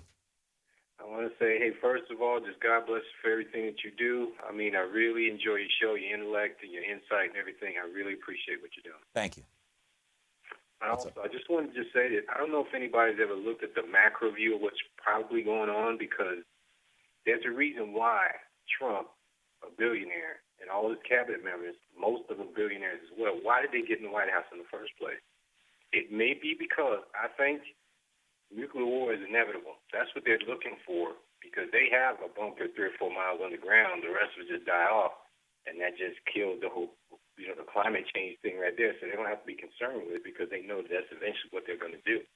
Bring down industrial society. Don't worry about climate. Yeah. Antonio, it's not a completely crazy comment to make.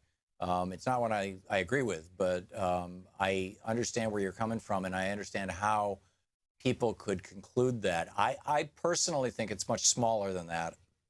I think that you've got the military-industrial complex that would love to have a war, not necessarily a nuclear war, but certainly a war, and they're pushing like crazy for more war, more instruments of war, certainly, and more small and local wars all around the world so that they can make money. And you've got, a whole bunch of politicians who are looking out for themselves and beholden to the petro-billionaires, right? This right-wing billionaire class. And Occam's razor, the simplest answer is probably the right one. I don't see this as much of a kind of worldwide conspiracy. But then if you go back and you read my favorite book and Steve Bannon's favorite book, and let that rattle your brain for a moment, The Fourth Turning by Strauss and Howe, which was published in the late 90s, which talked about these 80-year cycles that happen in American history and the 4 generations that set up those 80-year cycles, then the logical next step in the Fourth Turning is a Great Depression followed by a war. And Bannon and I have very different suggestions about what to do about that, or how to react to that, or how to respond to that. But I do think that there is something to that, so therefore, it's not so much that I think that there's a bunch of guys sitting around going, "Hey, let's have a nuclear war. Won't that be fun?" But rather, they're taking actions that inevitably may lead us in that direction, and particularly with all these interlocking mutual defense agreements that we have out of Southeast Asia, if North Korea and South Korea go down in flames, or if Pakistan and India go down in flames, if open, particularly nuclearized conflict erupts between either of those two countries, if Israel and any of the countries in the region that may support the Palestinians, I'm not sure. Oh, and conceivably even with the conflict in Ukraine, if any of or the NATO in Latvia, Lithuania, Estonia, in conflict with Russia, if any of these things happen, it could trigger a World War I kind of scenario, where not because they want to get in the fight, not because they've got some great moral or geopolitical imperative at work, or even resource demands, which historically are what have driven wars, but rather simply because they signed a treaty, we're going to end up with a world war. And we've got to do everything we can to prevent that. And that's another reason why I'm very concerned about having a child in the White House. Antonio, thanks for the call. You're listening to Thom Hartmann. Visit thomhartmann.com for audio and video archives. Welcome back. Thom Hartmann here with you. We'll be right back with your calls after this.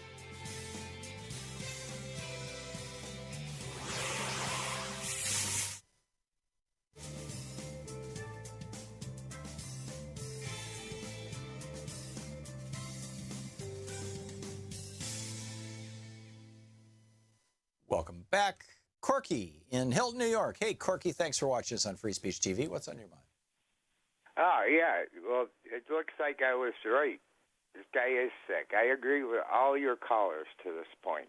You're talking about Mr. Trump? Yeah, I don't know why we're treating him like he's a president. We have to treat him like he's a patient. But I tell you what, we can do both. I believe he's going to sanitize the Congress and the Senate, and he's going to sanitize the political system in this country. What is that? What is sanitize? What do you mean? I mean, all the right-wingers are supporting him. He's going to eventually, after 4 years, disappoint them so badly that they're going to throw all these people out. All the ones that are supporting him, like the Jeff Sessions and the Paul Ryans, they're going to throw them all out. Well, that's often what happens. That's often what happens. We have this kind of bipolar political psychology that flips back and forth. But the question in my mind, Corky, the big concern that I have, and I really got this the week that Louise and I just spent in Europe watching European media, which is, and watching CNN International, frankly, is that there is a media bubble in the United States made up of Fox so-called news and thousands of right-wing radio stations and hundreds of right-wing radio hosts in addition to the big ones. There is and dozens of very high-profile and top-of-the-line websites. Some of these right-wing websites have higher viewership, higher participation online than the major newspapers or any of the progressive websites. There is a right-wing media ecosystem that these guys are plugging, that people are plugging themselves into, and I think many of them not intentionally. They just kind of start there and they stay there.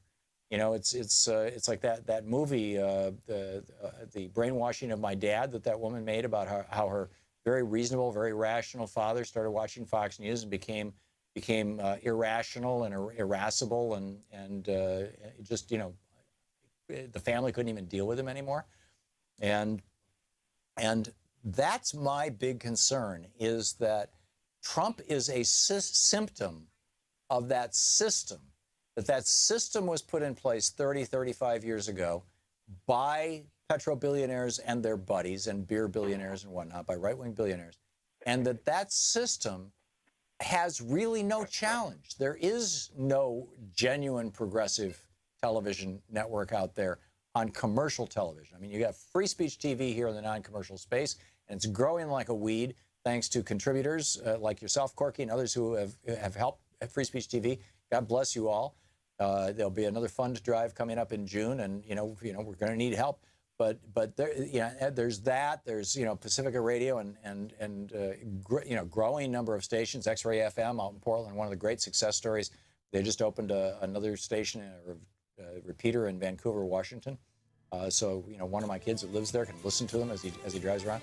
But we've got so much work to do. We've got to really, really, really wake these folks up, and we've got to be pushing back on this right-wing media machine.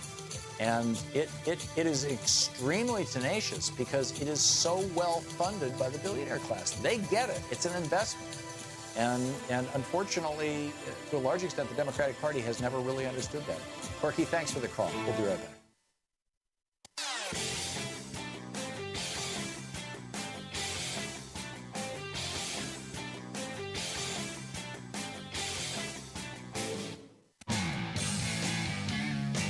Welcome back. Thom Hartmann here with you, and Gerald from Pasadena. Hey, Gerald, thanks for listening to Sirius XM. What's up?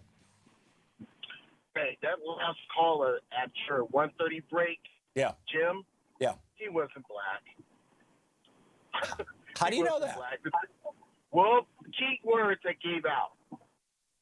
They voted for Obama back in 2012 because the tax reason, right there, like, this guy's not black. Well, he's at least not knowledgeable about Obamacare or the Constitution. That was a conservative calling, trying to pretend like he's a black liberal. black liberals don't think like that. No, I thought he was. I thought he was pretending he was, or I thought he was trying to present himself as a black conservative.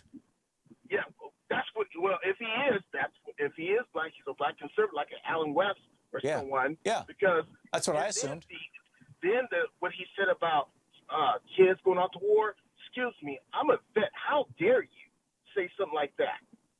You know, the only reason I had a chance, I had to go in the military because I was raised during the Reagan administration, and there was no jobs because Reagan was cutting everything out. Yeah. So my choice going to college was join the military and hopefully get to college that way. Because I was doing the Reagan administration. You know, gone the days of getting a decent scholarship. That wasn't unheard of anymore during that time, and we're about to face it again. Yeah. No, I don't disagree with that at all. And this guy, well, I'm a black guy, and then, like I said, when he said that about the health care plan, it's like, you know what, this guy's not black. Yeah. Well, my thought, you know, I try to take people at face value, but you know, there are trolls who call radio stations and all this kind of stuff. But you know, when he said that, it was obvious to me that he at least wasn't a progressive. That he was, you know, he was making what we refer to as a conservative argument, although it's not conservative at all. It's got nothing to do with the history of the conservative movement. It's reactionary, basically. It's right wing. It's pro-billionaire. But you know, I got it. Gerald, thanks for your call, and thanks for the point. Michael in Grayling, Michigan. Hey, Michael, what's on your mind today? Oh, hello. Thanks for letting me talk. I just want to say, you know, do you have any civility? You can come on here and say that, call the president a child. I don't think that's right. Do you know? Have you ever met Donald Trump? What if I got on here and said you're crazy? Well, I think you just you're welcome right. to, Michael. You think I'm crazy? I think you just implied it. Well, I'm just saying, how would you like it if I said that about you? Oh. You're saying Donald Trump's crazy. I'm a big boy. I can take it. Are you a psychiatrist? It's funny. After I was on Karen Hunter's show yesterday, I got, you know, just one of the nastiest emails I've ever gotten in my life, and I laugh at it. You know, you could say anything. It's not gonna hurt my feelings. Michael, my point was, and when I started this whole thing out about talking about Donald Trump as a boy man, as a man-child, was David Brooks's column in today's New York Times. David Brooks is a Republican. He is an old-line conservative, William F. Buckley type conservative Republican. I've been reading David Brooks for the better part of probably 30 years, and I disagree with him almost always. But you need to read his column in today's New York Times, because he comes right out and he says, the problem that we have is that the guy in the White House has the emotional maturity of a 7-year-old. And I'm not just pulling that out of the air. I mean, that's not verbatim, but it's damn close. That, you know, it's right on the front page right now, nytimes.com. You can read 10 stories for free, and it's right there. I really encourage you to check it out. And Michael, I don't disagree with it. I think that Donald Trump's biggest, it's in our chat room, people were talking about the dark triad, what's referred to in the in psychology as the dark triad, which is sociopathy, the inability to empathize with others, thinking, you know, that other people are simply objects, number one. Number two, narcissism, you know, believing that you're the center of the universe and everything that happens should be directed toward increasing your level of gratification. And typically narcissism is also associated with a deep, deep level of insecurity or a lack of a core, of a center, of a knowledge of self. And let's see, and sociopathy, narcissism, and geez, I'm going to have to go back and look at the chat room for the third part of the triad there. Oh, and Machiavellianism. Yeah, the willingness to manipulate people to achieve a particular purpose. And I don't disagree that Donald Trump is exhibiting all three of those behaviors. Would you? I don't see anything. I don't have a problem with the guy. I don't understand. He comes out. He talks. I just listened to him earlier. He was talking with the president from Turkey. He sounded sane to me. I mean, I know, you know, you just don't like the guy, so you're going to say he's crazy just because you don't like him. No, I'm not. Actually, I'm not saying he's crazy. Personal attacks against somebody and say that they got a mental problem is wrong. Yeah. Well, I think he has a mental problem. I don't think he's crazy. But that said, Michael, what would it take? What would Donald Trump have to do to cause you to no longer support him? Well, I guess if he broke the law, if he did something illegal, For example? as president, you know. I mean, like these liberals, they keep talking about Watergate. Well, I was telling my father was telling me, well, you know, the Watergate thing actually happened. This here's just a witch hunt over nothing. Yeah. Well, the Constitution has this. Making all this garbage up. They just hate this guy. I mean, the night of the election, man, they're crying, belly aching. I mean, it's just ridiculous. And I listen to you, and I heard you say that the media is center right. No, it's not center right. It's hard right. Yeah, it's on the left. I turn on MSNBC, CNN. The only ones that's not on the left is Fox. Yeah. Yeah. You ever watch Morning Joe? It's the #1 show on MSNBC. He's an idiot. I listen to that. It's a bunch of bullshit. Oh, yeah, Michael, I'm sorry. That's not a word we can say on the air. I'm going to have to X you out. It was an interesting conversation. I'm sorry you won't be able to call back again. And my apologies if that word got through to any of our stations. I'm pretty sure Troy stomped on the button just in time, which is why we've got a 9-second obscenity delay. Scott in Alameda, California. Hey, Scott, what's on your mind? Hey, I wanted to call about that gentleman that called earlier talking about he was questioning the Trump leak in the Oval Office with the Russians, and he was saying that he was a 30-year military veteran. Mm-hmm. You didn't understand what he was saying. I think I understood what he was trying to get at, and it's sort of a deep sort of operational thing where if you decide you're going to target somebody, you give them information that you want them to expose. Okay? Mm-hmm. So is it possible that there's what he was trying to say is it possible there's an operation inside the White House to take Trump out by making it worse and worse and worse so they can at least get to Pence? I think Pence right. is because Pence is a reliable toady for the billionaires. So are you suggesting, Scott, that this is sort of the political equivalent of fragging being where, you know, the underlings, it happened during the Vietnam War. It's more analogous.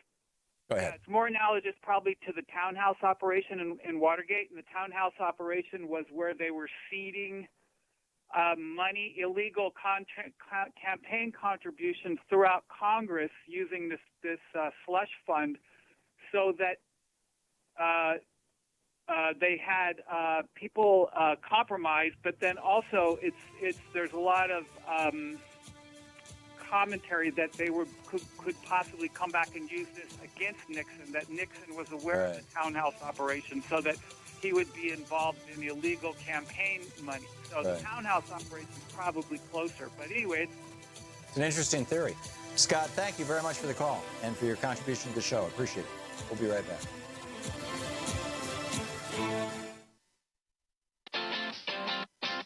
You're listening to Thom Hartmann.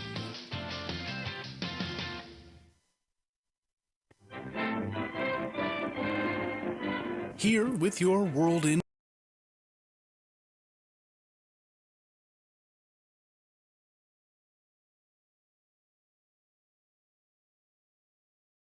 Wines have some of the highest pesticide levels in our food chain. This hour brought to you by EcoWine.com. Pesticide-free wines, organic wines, imported from France by the organic wine company, EcoWine.com. The Thom Hartmann Program is brought to you in part by Super Beets. Super Beets are sourced from non-GMO beets, and they're packed with dietary nitrates, helping to produce nitric oxide for more energy, stamina, and support for healthy blood pressure levels naturally. For more information, call 800-223-8242 or visit freespeechbeets.com.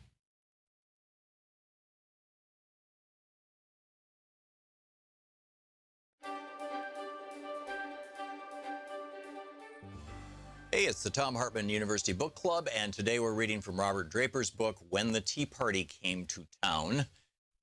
And it was actually the original title of this book when it first came out was called Do Not Ask What Good We Do. And this is the only book that tells the story of how the Republicans got together the night that Barack Obama was being inaugurated and decided that for the next 4 or 8 years, they were going to do everything they could to destroy our first black president's presidency. And so I'm reading from the prologue, and he's talking about how Frank Luntz had organized that dinner that I was just mentioning.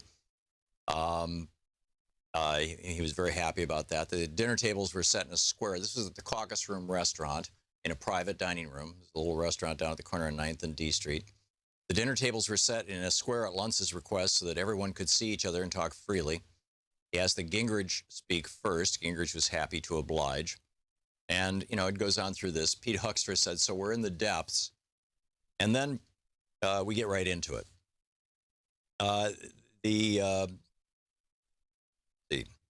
They would take back that this was their plan. You know, what their party had done from 94 to 2000, what the Democrats had done from 2006 and 2008, the Republicans would want to do again. They would take back the House in November 2010. Then they would use the House as the Republicans' spear point to mortally wound President Obama in 2011. They would do this and retake the House and the Senate in 2012. They would do all this, but only if the American voter blessed them to do so. It made no sense they all agreed to attack Obama personally. He was too popular. Got to be about ideas, said Eric Cantor. Democrats now controlled everything and were already with a monstrously priced economic stimulus package showing their true colors. Given time, they'd screw things up, as the GOP had. But, said Paul Ryan, everyone's got to stick together. Ryan, a 38-year-old Wisconsin congressman and numbers fetishist, whose shiny earnestness recalled an Ozzie and Harriet America. Ryan hated squabbling among conservatives, the paleos versus the neos, the socials against the moderates, and on for as long as he'd been on the Hill, which was most all of his adult life. Ryan had long sought to be the Republican Party's glue, pleading for adherence to principles and data. At times, he looked like the underfed, hollow-eyed child of alcoholic parents. Well, the only way we'll succeed is if we're united, Ryan told the others. If we tear ourselves apart, we're finished. But, he added, he liked what he was hearing now. Everyone at the table sounded like a genuine conservative. It was a place to start. If you act like you're the minority, you're going to stay in the minority, said Kevin McCarthy. We got to challenge them on every single bill and challenge them on every single campaign. That's Kevin McCarthy. Luntz viewed McCarthy as one of the Republican Party's emerging stars, an easygoing, unthreatening guy who understood that language and appearance mattered as much as substance. Nonetheless, the poller and media guru interjected a cautionary note. One of the worst political performances I've ever seen, he said, was when the Democrats took over the House in 2007 and Nancy Pelosi shut out the Republicans and everyone whined about it. If any of you behave that way, I'll go on TV and hold you accountable. Luntz tended to get carried away, but everyone knew he had a point. Senator John Kyle began to focus on immediate tactics. He pointed out that Tim Geithner, Obama's nominee to be Secretary of the Treasury, had failed to pay his Social Security and Medicare taxes during his 3-year employment at the International Monetary Fund. Kyle sat on the Senate Finance Committee, which would be conducting Geithner's confirmation hearings the next morning. The Arizona senator intended to go after the nominee. I'd like to hear your thoughts on the approach I should take, he said to the others. There was a pattern here, Gingrich pointed out. Charlie Rangel, the new House Ways and Means Committee chairman, hadn't paid taxes on his rental property income in more than 2 decades. Randall and Geithner would be wielding more power over how taxpayer dollars would be spent than anyone else in America. And then there's the web, chimed in McCarthy. There are freshmen who accept campaign money from Rangel. They're caught in the web. McCarthy suggested that they waste no time smacking down the New Democrats for the tax ads. The dinner lasted nearly 4 hours. They parted company almost giddily. The Republicans had finally agreed on a way forward. Go after Geithner, and indeed Kyle did the next day. Would you answer my question rather than dancing around it, please? Show united and unyielding opposition to the president's policies. 8 days later, Minority Whip Cantor would hold the House Republicans to a unanimous no against Obama's economic stimulus plan. Begin attacking vulnerable Democrats on the airwaves. The first Democratic National Republican Congressional Committee attacks would run in fewer than 2 months. Win the spear point of the House in 2010. Jab Obama relentlessly in 2011. Win the White House and the Senate in 2012. You will remember this day, Newt Gingrich proclaimed to the others as they said goodbye. You'll remember this as the day the seeds of 2012 were sown. Well, not so much, but I'd say that this is when the seeds of 2016 were sown. Forgotten, or at least not discussed that night in the caucus room, was what had been sown in America by January 20th, 2009. That was the day the meeting happened, the day that President Obama was sworn into office. On that evening, while the ruling party celebrated in tuxedos and the minority party retrenched over steaks and red wine, U.S. unemployment rate had climbed to 7.6%, the highest such indicator of national misery in 18 years. Things could get much worse. Joblessness in America would exceed 8% the following month. By May 2009, the number would climb to 9.4%, and by October to 10.2%. And it goes on. It's a great book. Robert Draper, When the Tea Party Came to Town.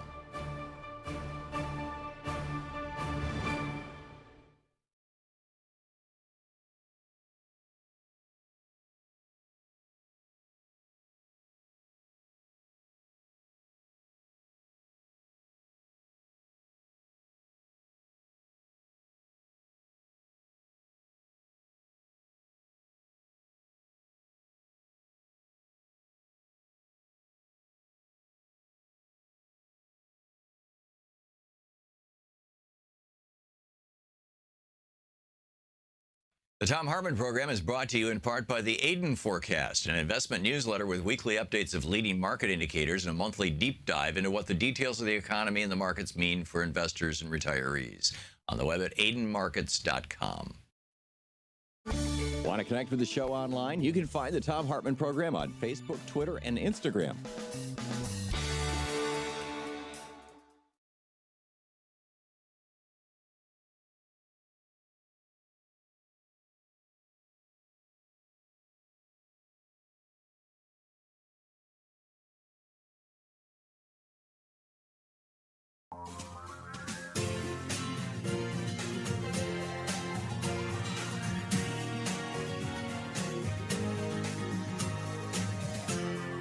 This is the Thom Hartmann Program.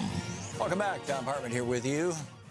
What a fascinating day. It's and time to be alive. I mean, everything that's going on around us, this is just extraordinary. And particularly what's happening in the White House right now. Diane, I'm sorry, I don't have a city or state for you. Where are you calling from? Oh, Plymouth, Michigan. Oh, great. Oh, Louise and I used to live in Plymouth, Michigan. So what's up? Well, I'm a retired psychologist, and of course, I've been watching this whole thing with Trump. Been a Democrat all my life, and my thinking is that this guy has a serious case of arrested development. And you know how if you're you mean that literally? You're a therapist, so you know if it's arrested, most people don't realize when they say somebody acts childish that doesn't change. I mean, you know, even if they're 70 or whatever they are, if they stop developing at a very young age, they still think, they experience the world the way they did as a very small child. Intellectually, they develop. Chronologically, physically, the whole thing. They don't develop emotionally. Right. And he acts like somebody who's soft at magical thinking, which is what, like 1.5 to 3? Well, it goes up to 7, doesn't it? Magical okay, thinking, well, typically. it's 7. But yeah. His thinking is, whatever I want to be real is real. Yeah, yeah. I mean, you don't know. You don't really know the guy when he's lying. Yeah, it's interesting because number one, the fellow called up and said, how dare you? You've never met Donald Trump. It's actually easier to and let me make this statement, and you can contradict me or agree with me as you wish, Diane, because you do this for a living. You did this for a living. I just kind of had my toe in the business for a while, But I got into this when I was writing these books on ADD, and I was writing about Thomas Edison and about Ben Franklin and all these people who, were successful with what I thought was ADD. And one of the attacks was, how can you diagnose somebody who's not even alive, much less who you've never met? And my point was, and this is the point also that Justin Frank made, who wrote Bush on the Couch and Obama on the Couch, who's a professor of psychiatry here at Georgetown. Was that when you've got somebody who has a long-term, highly public record that is not completely manufactured by them. I mean, with some like movie stars and things, you never really know because it's all coming through, Sunshine Sachs or something. It's coming through some major PR firm. But when you've got somebody like Donald Trump, or for that matter, Ben Franklin, where there is so much on the record, not just by them, but about them from thousands of sources. It's actually easier to diagnose mental illness or mental aberrations or mental state than it is when somebody's sitting across from you, because my experience was that when you sat across from somebody, to do therapy with them, the first couple sessions was clearing away the BS, was getting rid of all the stuff how much they wanted to impress you, what they wanted you to think of them, all that kind of stuff, to finally get down to who this person really is. And you don't have to do that. What do you think? I agree with you. And the thing about Trump is that there's so much out there. And if you listen to, like, David K. Johnston, or you read any of the Wayne Barrett, any of the stuff about him, it all kind of comes to the same thing. I haven't read too much of the initial, like his early life, but I suspect that what he missed was not love, but was validation. Yeah. Because that's usually the part where people just don't grow up. Well, and nobody ever recognized him as who he was. Well, and I'm not sure the age at which his parents dumped him into a military school. 13. 13? Okay, thank you for that.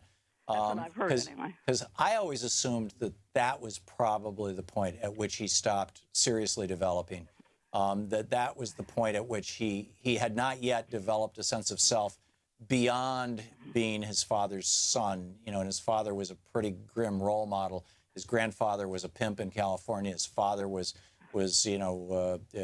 being prosecuted by the government for racially refusing to rent to black people, basically in New York and whatnot, and that was that what we were seeing was basically the emotional maturity, the emotional mind of a 13-year-old who would be sexually aware and would talk about grabbing women by the genitals and things like that, whereas probably a 7-year-old wouldn't. What do you think? That's true. But the thing is, his sexual relationships seem infantile. It's all about me. Yeah. Where that's the narcissism. Even 13, you'd think it would be something about the other person. Yeah. I mean, the way he's treated Melania is shocking. What's the age at which you can? Pardon? What is the age at which you can reasonably conclude I'm not someone? hearing yet, and I don't have the phone. Let me switch phones. Okay. Okay, now I can probably hear you. Okay, can you hear me, Diane? Yeah. What is the age at which you can, as a therapist, or as a psychologist in your case, and I was just a psychotherapist, which is way, way down the food chain from where you are. What is the age at which you can reasonably assert that somebody is suffering from narcissistic personality disorder? I think there's some discussion about that, and I don't think there's an agreement. But I know another therapist who was working with a couple little boys who were 9 and 11, and she said they were psychopaths. I mean, they had no feeling about anybody else. And usually small kids, by the time they're, 9, have some kind of compassion. Yeah. And these kids didn't have any. And then this kind of gets interlaced with temperament, which you see it literally at birth and survives throughout life. Yeah. And the thing with Trump is it seems like he's never advanced from those really early years. Yeah. And, that's why people are so confused. He's crazy. Maybe he is getting a little dementia, like you mentioned. Yeah. Well, 70, you start getting some of that sometimes. Yeah. Well, I'm 66 and I'm occasionally losing names, but that's age appropriate. No, everybody does that. Yeah, I know that's age appropriate stuff. But I'm not going to sit around and say A, he's crazy, or B, he's demented. But I will say, and I've said it many times in this program, and I'll continue to say it, I believe the man has a narcissistic personality disorder. I believe he's a narcissist. And I think that there's a very good chance that he's at least a sociopath. That is, he's incapable of identifying with other human beings as being as capable of feeling emotion and pain as he himself is. I agree with you. And, there was at least one psychiatrist. No, I think it was a panel of psychiatrists. I saw it on TV, and so I didn't write it down. They said the same thing. He has narcissistic. It was 131 of them. They wrote a letter. Is that what it was? Okay, yeah, they wrote a letter to one of the journals. It was 131 mental health professionals. I think it was psychologists, psychiatrists, and psychotherapists. It was, 4 or 5 months ago. Actually, I think it was just before the election. I think they were asserting this was a reason not to vote for Donald Trump. But I could be wrong on my timeline. but I remember when it happened. The only part I remember is that there were a lot, and they said their conclusion was narcissistic personality disorder. Yeah. And personality disorder is really hard to deal with. Oh yeah, they're about all you can do is teach coping skills. You can't this is stuff you can't pull out of. You can't just like reach down and pull it out of people and throw it away. You know, I mean, with PTSD, you actually can very often resolve, you know, the post-traumatic stress disorder. There's a bunch of conditions where you can actually have really dramatic breakthroughs and changes. But I don't think this is one of them, unfortunately. Yeah, I agree with you. Yeah. Okay. And I've used your book. I've told the book. In fact, I've recommended it to many people. The Edison gene. Oh yeah. Well, thank you. Because people get scared about their child, and they say, "Well, read this to start with before you do anything else." Yeah. Well, thank you. I live near enough to the University of Michigan. I've also sent people. Don't keep guessing. Send your child to be examined. Yeah. Yeah. It's because it's not fair. You know, I mean. The earlier they catch it, the more likely they are to help the child. Yeah, although the one thing I would say from both personal experience and the experience of a lot of people that I know is when if you're going to send your child to be evaluated for the possibility of ADHD or pretty much anything else, don't start with a psychiatrist. Start with a psychologist or a psychotherapist, because so many psychologists these days are running 10 or 15-minute routines and they're just writing prescriptions. And and you know, please give therapy a shot before you start taking drugs. Oh, I just said get the evaluation.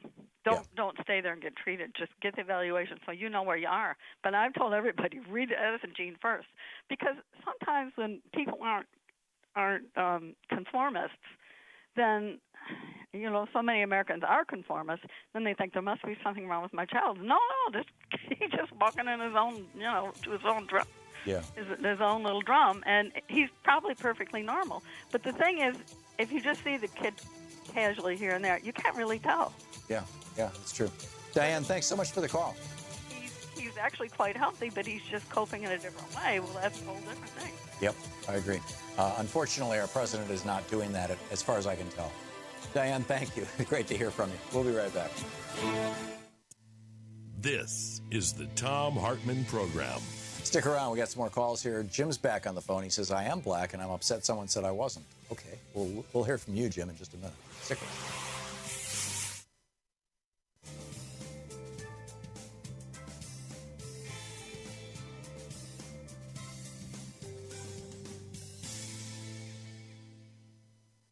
Welcome back. Howard in Coriopolis, Pennsylvania, watching us on Free Speech TV on the Dish Network. Hey, Howard, what's on your mind? Yeah, I tried to call you yesterday, but I just ran out of time. But anyways, I want to know about the so-called Social Security lockbox. And my understanding is there's Treasury bonds in the lockbox, the same kind of Treasury bonds that China has and Japan has.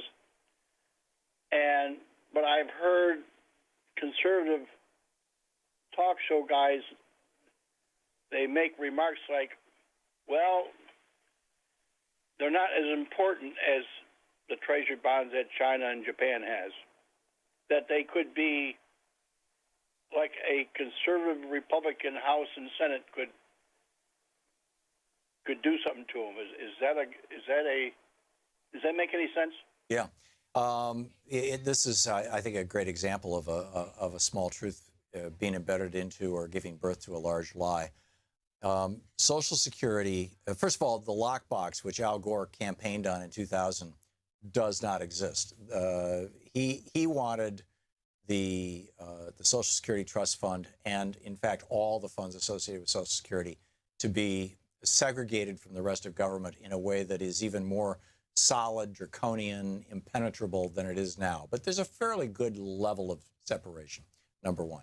Number two, when Reagan reformed Social Security, raising the retirement age to 67 and making Social Security income taxable for the very first time and doubling the Social Security tax so that the boomer generation would be paying not only for their parents' retirement, but putting money away for their own retirement.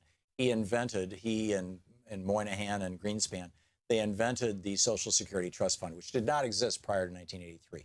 or maybe it was 86, whatever year it was that they finished their work. They started in 83. And that Social Security Trust Fund now is sitting on $2.7 trillion. And it's supposed to ultimately go back down to zero once all the boomers die, because it's designed to deal with that, rabbit going through the python of the baby boom generation being so much larger than the generations that preceded and followed it. So Social Security is sitting on $2.7 trillion. And the question then becomes, what do you do with that money? And the safest investment in the United States is Treasury bills. So Congress did create a unique type of Treasury bill for Social Security to invest in. But it's not that unique. It's just, number one, it's much larger denominations. You can't buy $100,000. Maybe you can. I don't know. I'm not rich enough to have ever tried. But there are certain very, very large amounts. You can't buy Treasury bills. Social Security can, number one. And number two, they can only be redeemed to the Social Security Administration. So, but it is government debt. And the government is living on debt. So the conservative storyline is, oh, well, they've already spent your Social Security money. Well, no, they haven't. It's there. It's Treasury bills, just like China is sitting on, just like Saudi Arabia is sitting on, just like George W. Bush was born with $1 million in Treasury bills in his trust fund. It's the same thing, arguably, number one. And number two, and this is the real issue here, you've got a bunch of banksters, and Pete Peterson is the guy leading this charge and has been for 20 years. You got a bunch of banksters who are looking at that $2.5 trillion, and they're saying, if that money was in Wells Fargo or Bank of America, we could be making a hell of a lot of profit off it. So let's start screaming about the debt. Let's start screaming about the deficit and try to get a balanced budget so that people can no longer put private savings, and Social Security can no longer put its savings in government bills, so they have to go to the New York banks. That's what it's really about, Howard.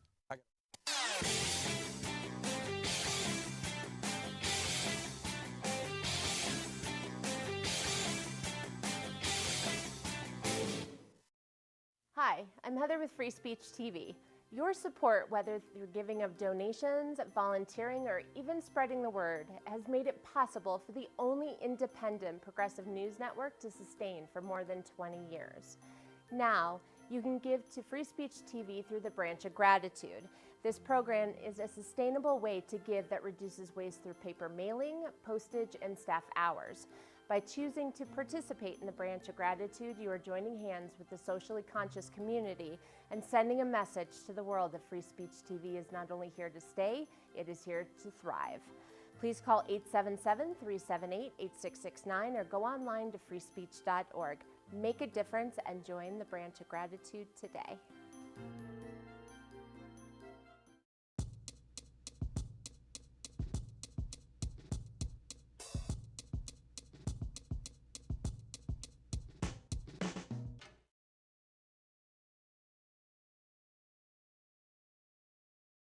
Thom Hartmann here with you, and Jim in Everett, Washington. Jim, you called a little earlier, said you were a black guy and you would not vote for Barack Obama in his second term because of Obamacare. And somebody else called, and let me just finish this if I may, and then it's all yours, okay? Then somebody else called and said, wait a minute, that guy isn't black. And then in the meantime, I've had a couple of people on Twitter say, hey, wait a minute, this same guy, I've heard him and his shtick on other shows. He's a troll. So what's going on, Jim? Okay. What's going on is I am a true liberal and a true conservative. I want universal health care. I want it so that it's sustainable. But I have a degree in economics, and I hold 2 professional accounting licenses. So I care about the fiscal responsibility of it. I want it self-sustaining. Why do you have a Canadian accent? Because I went to school in Canada because I couldn't afford to go to school in the United States. Okay. But I am an honorably discharged Marine. That's all fine. Forgive my interrupting you. It just when you said a boot, I was like, what? So anyhow, back to you, Jim. No. When I got out of the Marine Corps, my GI Bill was good enough for about 1 year of university. I was able to go to a top-notch school, and I thank the Canadians for this greatly. My mother's Canadian, so I got to go for $1,200 a year at York University, right? Which is considered the Harvard of the North for business schools. Yeah. Okay. And I give the Canadians great thanks for that. Sure. But why did I have to leave my country for that? We're the richest nation on the planet, yet we can't have universal health care. And on the fascism argument that I made earlier, okay, I want universal health care. But when you make me pay it to a private corporation, this is supposed to be a right. If it's a right, it should be paid to the commons, not to private individuals. You know, Jim, I agree with you. I did not call you out on saying that that was fascism, because technically the merger of corporate and state interests, that's literally Mussolini's definition of fascism. And that's why I did not vote for Obama, because of that principle. It was like, that's something even Republicans had never done. Well, Republicans have proposed it. Mitt Romney did it in Massachusetts, actually, and Massachusetts seems pretty happy with it. Romney is my enemy. Obama's supposed to be my friend. He's supposed to be a Democrat. He's supposed to be a progressive. Right. Okay. So two quick questions, Jim. Policy I've ever seen. Two quick questions. Number one, are you a talk radio troll? Do you call all kinds of stations and basically? I do not. Okay. And number two, I am not a troll. Why? I'm a CPA. Okay. And number two, why does why? You know, you said, "Hey, I'm a black man," blah de blah de blah, and then this other guy called up and said, "Hey, I'm a black man." That guy's no black man. I don't quite, you know, not being a black man myself, I don't quite know even where to begin with that. But you know, let me just turn it over to you for a moment. Okay, here's the thing. What does it have to do with any of this? Exceedingly well-educated black man, probably in the top 2%. And I thank the Canadians, not the Americans, for that. Okay, thanks to my mother being a Canadian, I was given that opportunity. But it means I've learned some things. Okay.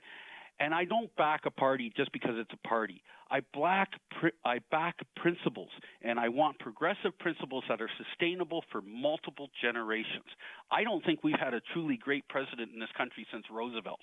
I'm a Roosevelt Democrat. My problem is the Democratic Party has not been the party of Roosevelt in almost my entire life since '64. It hasn't done anything good since Johnson. I'm a big Jimmy Carter fan, but let's be honest, he didn't get anything through. And then with Obama, well, he did actually. He got a man. We got a black man up there, and then from my perspective, he stabbed us more in the back than what Richard Nixon was going to do in '72 with his health care plan. At least he had a public option. Well, I don't think you can blame the loss of a public option on Barack Obama. He campaigned on it. He campaigned for it. He spoke out in favor of it. And the guy who pulled the plug on that was Joe Lieberman. It was Joe Lieberman who came out and said, you know, who was on the committee, who said, if there's a public option in this, I'm voting no, and it would have died in committee. That was Joe Lieberman. That was not Barack Obama. Yeah, but the point was, Lieberman was in the Democratic Party. The Democratic Party has not been the party. Well, they threw him out after that. In decades, and we need a party of Roosevelt. I agree. That's why I vote green now. I will vote green, and I will not vote for a party just because it says it's in my corner. If the policy. Why not get inside the party, Jim? I mean, you know, you're a smart guy. You have principles. You understand history. I am in the party, sir. I am in the party. In the Democratic Party. I do go to Democratic meetings. I Good. do try to influence it. But here's my thing. Again, it's an accounting point of view. Eventually, a building gets to such a point of disrepair that you actually tear the building down and you start a new building. It's cheaper, it's better, it's easier. I don't see where politically this is any different. Yeah. Well, that's where we disagree. I don't think the Democratic Party's there yet, but I understand your principle. Jim, thanks for the call, and thanks for the reasonable conversation. You're listening to the Thom Hartmann Program. Call 202-808-9925. We'll be right back with more of your calls after this.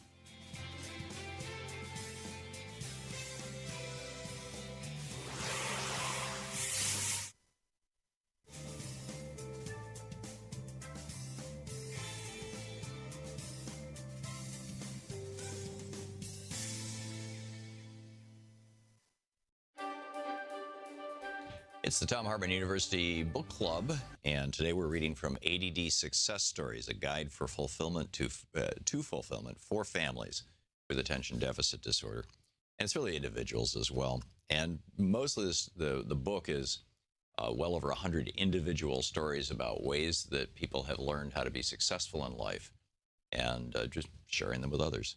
A lot of these came from when I ran the ADD forum on CompuServe, and a lot of these are, you know, other people's stories from CompuServe, some of them from when Louise was coaching, when we were running the community for ADHD kids, all kinds of stuff. So anyhow, this is from chapter 5, page 47, titled Learning How to Handle Criticism and Self-Criticism.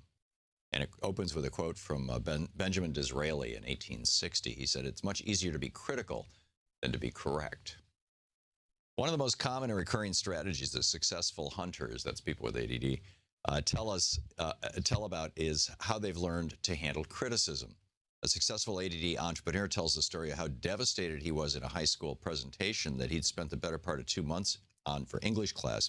He read dozens of books, dug out arcane facts, sifted through quotes and stories and information, all to find what he thought was the absolutely perfect summary to make his point.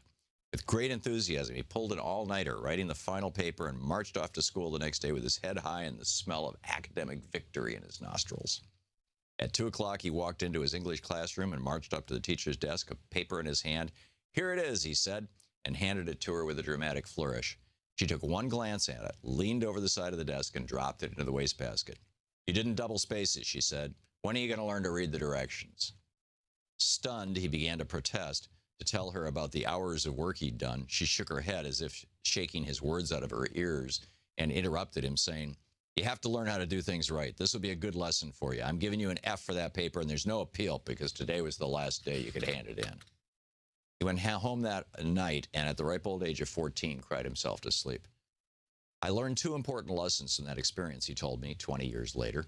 The first was that I needed to slow down to force myself to read directions. In that regard, it was probably a positive experience.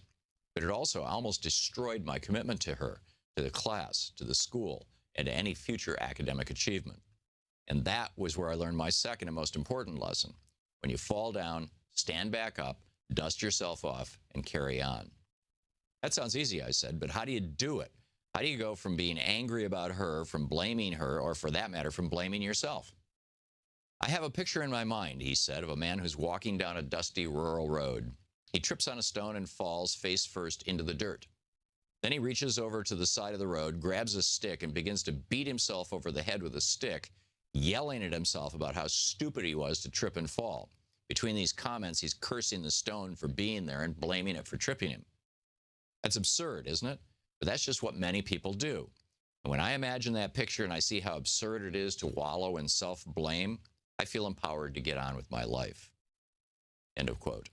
Unfortunately, the absurd behavior that this entrepreneur described is just what so many people do, particularly those who've spent their lives feeling like they've never quite lived up to their potential. They respond to criticism first by blaming the critic and then by beating themselves up. They rationalize the former by taking a debating position, finding flaws in the criticism or the critic, and then rationalize the latter by telling themselves that if they beat themselves up emotionally, they'll learn from the experience. In real life, it rarely works that way. People who pursue this strategy instead just end up bruised and ineffectual, paralyzed by fear of criticism or by the damage they do to themselves in the name of lesson learning. So how can we best handle criticism?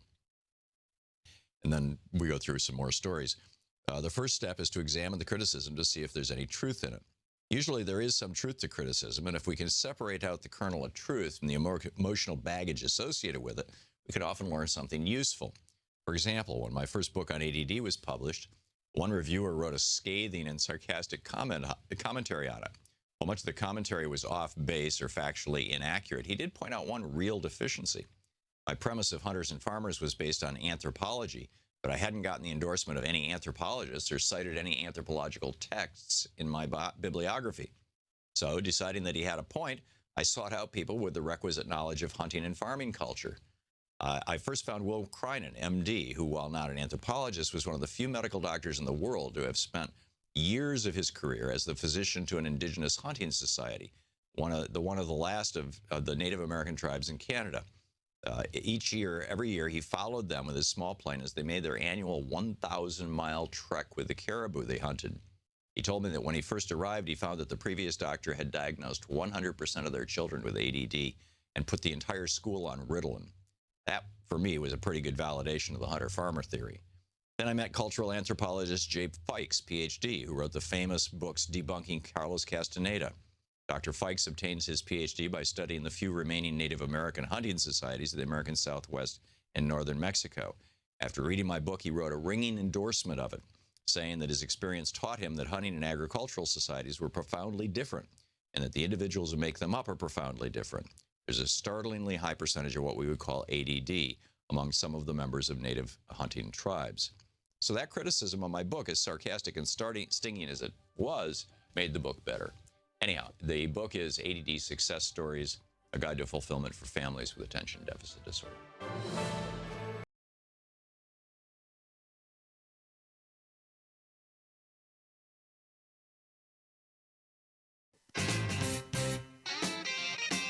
Welcome back.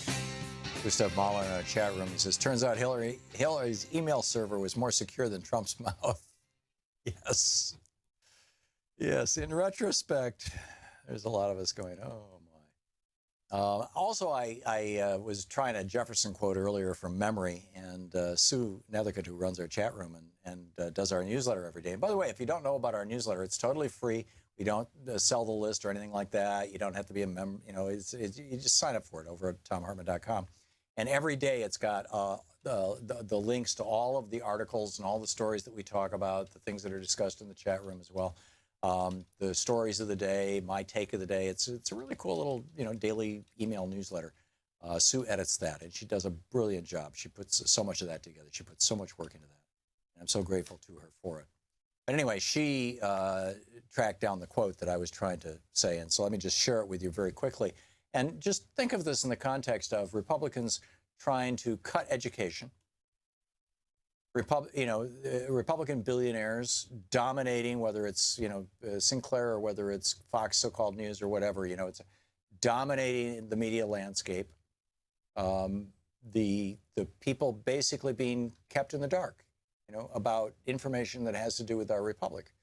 The quote from Jefferson is, "If a nation expects to be ignorant and free in a state of civilization, it expects what never was and never will be. The functionaries of every government have propensities to command at will the liberty and property of their constituents. There is no safe deposit for these, but with the people themselves, nor can they be safe with them without information. Where the press is free and every man is able to read, all is safe." We can update that, of course, obviously, to include the groups that Jefferson was not including at the time. But the sentiment, I think, is still a solid one. Carol in St. Paul, Minnesota. Hey, Carol, thanks for listening to AM 950. What's up?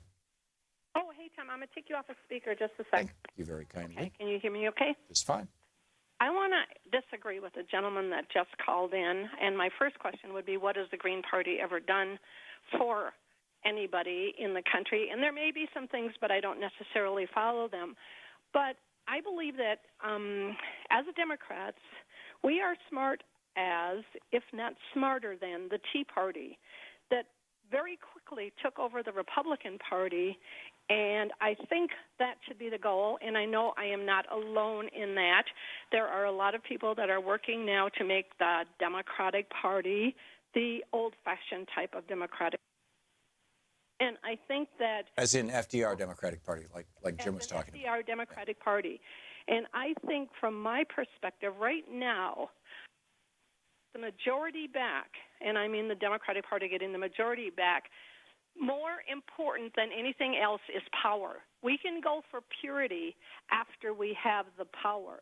But until we have the power, being pure gets us absolutely nothing.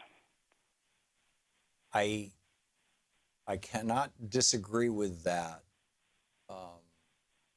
altogether. There is, however, I think the principle is an important thing. And if you have people who are coming into a party simply because it's a convenient way to get political power, to get elected, but their principles are not consistent with those of the electorate, well, typically such people wouldn't get elected. So, yeah. Well, and I think, and I don't know about the other states, but in Minnesota we have a caucus system where people have to agree upon who the candidate will be. Mm-hmm. And it should be up to us, those of us who feel that we want to have that, let's speak of the old-time religion of the Democratic Party.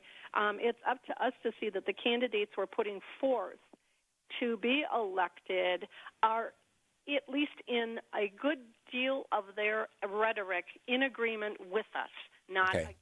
In a way, you realize you're contradicting what you just said. Well, power is more important than purity. So. I don't think so, because I think we can. We're not. It doesn't have to be 100%. I think there's a good example that just happened. There was a young man that was running in, I don't remember, I think it was Nebraska, for a mayor of a town who at one point in his time had said something about abortion, and that was opposite being, and I hate the word pro-abortion because nobody is pro-abortion. They're pro-choice. And the Democratic Party, Tom Perez, and whatever that is, the Democratic, is it the DLC or the DCCC?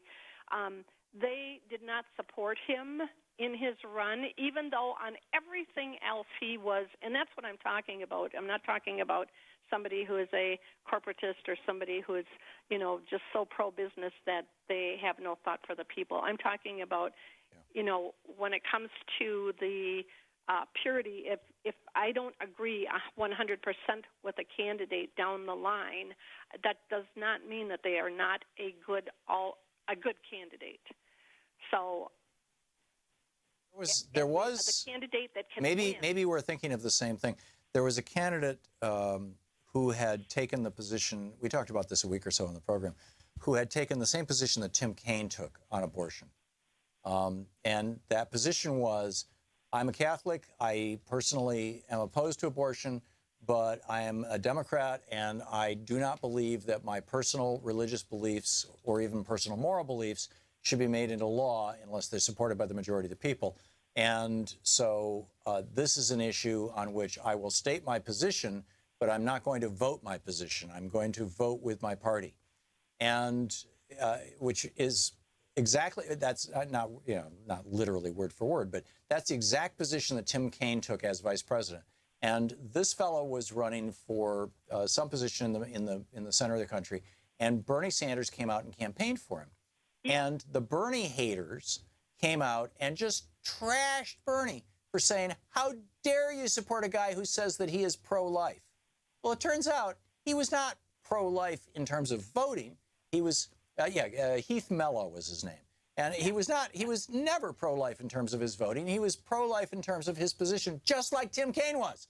And the hypocrisy of that and this internecine warfare inside my party makes me crazy. And that's exactly where I go. This is what I say. Personally, I don't believe I could ever have an abortion. However, I have never been pregnant with the knowledge that I would die or the child would die if I carried the pregnancy to term. I have never been pregnant from rape. I have never had my daughter pregnant from rape or my daughter taking a chance that she would die or the child would die on birth. I haven't had to face the kind of choices that women have to make. So while I may be personally against abortion, my intellect tells me that I cannot make that decision for somebody else. Sure, and I think that's generally the position of the Democratic Party, and that's what Heath Mello was saying, and that's what Tim Kaine was saying. And I found it so tragic, frankly, that on many of the Democratic message boards, there were all these people coming out of the woodwork to attack Bernie Sanders for going and campaigning for Heath Mello, and to attack Heath himself for having simply said, and I think it was like a decade ago, by the way, that he was personally pro-life, but in terms of politics, he was pro-choice. And which, as I said, was Tim Kaine's position, still is, as a senator from Virginia. And so that's what I'm talking about those are the kinds of things that I'm talking about when I say that power is more important than this purity key that some people put out there. Then I think, Carol, we're coming to the same. I think we're essentially saying the same thing. I think we're coming to the same point. And well said. And Carol, I'm sorry we're out of time, but thank you for the call and for an opportunity for thoughtful conversation. I appreciate it. We'll be right back. We're coming up on 43 minutes past the hour, and stick around. We'll be back with more of your calls right after this. You're listening to the Thom Hartmann Program.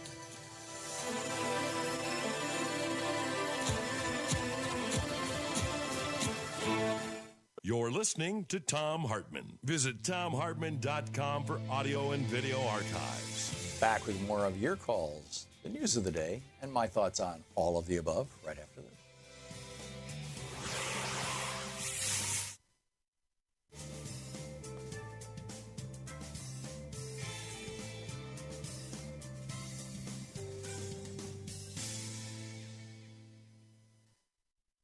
and welcome back. Let's see here. Fred watching Free Speech TV in Bush, Louisiana. Hey, Fred, you're on the air. What's up? Hey, buddy, how you doing? Good. Every problem from war to pollution to education to police killings to fracking to Fukushima, whatever, every problem is because we have a very severe lack of democracy. If you want to take a look at a real democracy, you have to go to Germany. It's probably the greatest democracy on the planet, huh? Or Iceland or Norway. They've got 10 different political parties or whatever. They've got education, solar power. They've got everything. So what we need to do, the biggest thing we need to do, is get a multi-party democracy where every party is treated equally. Well, it's not Fred. Yes, they have multi-party democracy in those countries because they have a parliamentary system, a proportional representation system. But the biggest thing, and I don't know if you'll recall this during the French election, they don't allow money in their politics, or to the extent that they allow it with enormous regulation. And that's the cancer, in my opinion, at the core of our politics. And everything from Fukushima on down that you listed, I would say the love of money is the root of all evil, to paraphrase the Bible. And that's what's driving so many of these horrible decisions. Excuse me. The problem is we don't have a democracy, Tom. You got two parties, and pretty much the everything that's happened from the Iraq war to fracking was done with both parties. There wasn't one party that did any of this. You're in a fascist country right now. Obama was just as fascist as Bush and everybody else. See, I respectfully disagree, Fred. I think that we are in an oligarchic country. I think to the extent that we are seeing, particularly with the Trump administration, the industry capture of government agency after government agency, USDA, FDA, EPA. He's talking about putting a right-wing talk show host in as the chief scientist for one of these agencies. And the guy has no science background. He's a right-wing talk show host.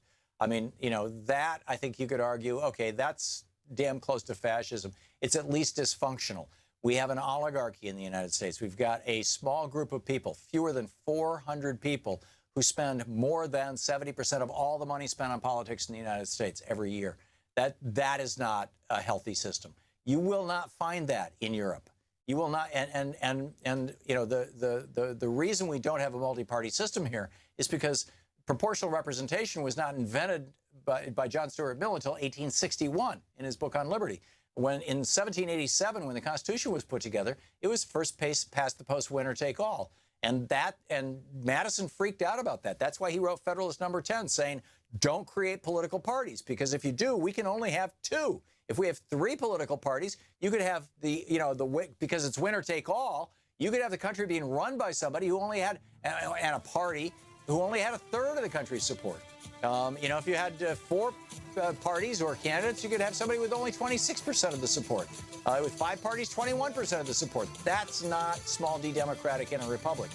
And so his solution was not to have political parties. And then, of course, he and Jefferson went off and started what is today's modern Democratic Party.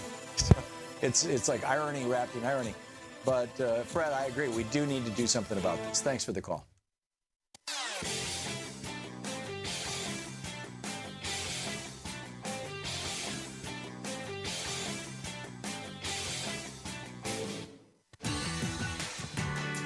Welcome back. Thom Hartmann here with you. It's 10 minutes. It's about 12 minutes before the hour, actually. And Terrell in Denver, Colorado. Hey, Terrell, what's on your mind today? Hey, how's it going, Tom? Good. What's up? I cannot believe that there's still people on the planet with Donald Trump in office who claim to be smart, who want to build a new boat while the current boat is sinking. Yeah. Fix the damn boat that's on the water. Get to shore. You can build whatever you want. I love your metaphor. There can't be anybody who claims to be smart who don't understand it. Second, we have to get rid of conservatism as a concept. Everything in this country that people don't like is because we have law firms stacked up downtown everywhere in this country who enforce the unequal protection of large money interests over people, and they do it solely for profit, and they need to be listed as foreign agents. These people are everywhere. They're all over law enforcement. We have judicial appointees, just like you said, who side with what by percentages of what. We should have justice be a very concrete thing, not something that people can make emotional appeals and all of a sudden get a conviction, or laughably corrupt people who do things practically in the name of corporations. That is not equal protection under the law. The one, if I could slightly recalibrate what you're saying, and feel free to tell me you think I'm crazy, but it's not that we need to get rid of conservatism. If you read, for example, Russell Kirk in 1951 wrote a book called The Conservative Mind, which became the Bible of the modern conservative movement. By modern conservative movement, I mean from 1952 to 1980, because in my opinion, the conservative movement died in 1980. And that movement, the basic idea of that kind of conservatism, which goes back to Sir Edmund Burke in the 1790s, who was a British economist and philosopher who supported the American Revolution and was the father of modern-day conservatism. In fact, the first chapter of Russell Kirk's book is all about what Edmund Burke had to say. But you know, all that said, the idea of conservatism, of William F. Buckley conservatism, of Dwight Eisenhower conservatism, of my father's conservatism was, yes, we want positive change. We do want society to move forward, but we want it to move forward in small, slow, incremental steps. The liberal opposite of that, the other end of the spectrum was, you know, this society is still screwed up. Women don't have full rights. People of color don't have full rights. We've got, you know, corporations have too much power. There are big things that need to be done, and we need to do those things fast. And that's what FDR did with the New Deal. It's what LBJ did with the Great Society. It's what John Kennedy did with putting a man on the moon in 10 years. Arguably, it's what Obama did with Obamacare. And so these are the kind of two ends of an honest political polarity between conservative and liberal. But the conservative part of that no longer exists. Maybe Olympia Snow is the last one still alive. But the rest of these guys, men and women who call themselves conservatives, are not. They would not recognize Russell Kirk if he appeared in their, you know, as a ghost at the foot of their bed. They would not recognize Barry Goldwater if they read his autobiography, No Apologies, which I've read twice now in my life. They would have no idea. They are instead shills for corporations and billionaires, period, full stop. Everything they say, when they say we want to get rid of regulations, it's not some kind of conservative principle. It's that the regulations are reducing the profits of the corporations. When they say we want to cut taxes, that's not a conservative principle. That is, you know, we want to give more money to the billionaires who own us. The Supreme Court has set up a situation in this country, largely with the Buckley decision in '76, but you can take it all the way back to 1886 in Santa Clara County versus Southern Pacific Railroad. The Supreme Court has set up a situation in this country where a third party has emerged that nobody has honestly named, and it's the corporatist party. It is the plutocrat party. It is the oligarch party. And they call themselves Republicans, and they call themselves conservatives, and they are neither. And that's my concern. Terrell, I toss it back to you. All right. Well, you're correct. My idea of conservatism is 1980 on. Yeah, okay. I don't consider the old stuff. Like, my calibration of conservatism is Susan Collins of Maine, and the worst of that would be Ron Paul if he was still in Congress. Yeah, well, he's not. He's even a libertarian. That's even weirder than conservatism. Yeah. Yeah, no. Yeah. But I mean, the problem is that no matter what, they always come out for, like, nothing is stopping a person today from becoming a corporate shill and screwing over thousands of people. Millions. I mean, look at this healthcare thing. 24 million people losing their healthcare. You're going to have out of that, according to Harvard University, 30,000, 40,000 dead people every year. This Paul Ryan thinks it's wonderful. But perhaps we needed to be here, because what's new in this situation is now white people are paying on the level that black people exclusively pay. You're right. That's what's new. That is what's new here. Yeah, perhaps we needed to come here so that way we can recalibrate things back to equal protection under the law. Because when it first started, you couldn't do that for everybody. Yeah. I understand that historically we know why. Now, the people who are left who thought they were protected, now when they're not protected, the whole recalibration of the system will include everybody in it this time.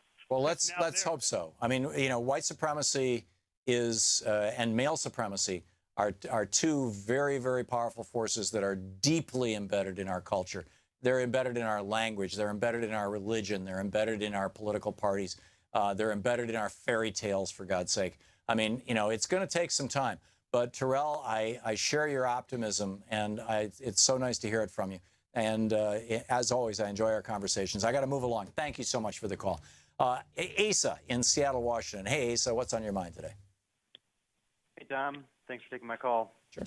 I was thinking about the comments from last week about Trump's favorite book by P.T. Barnum and The Art of Making Money.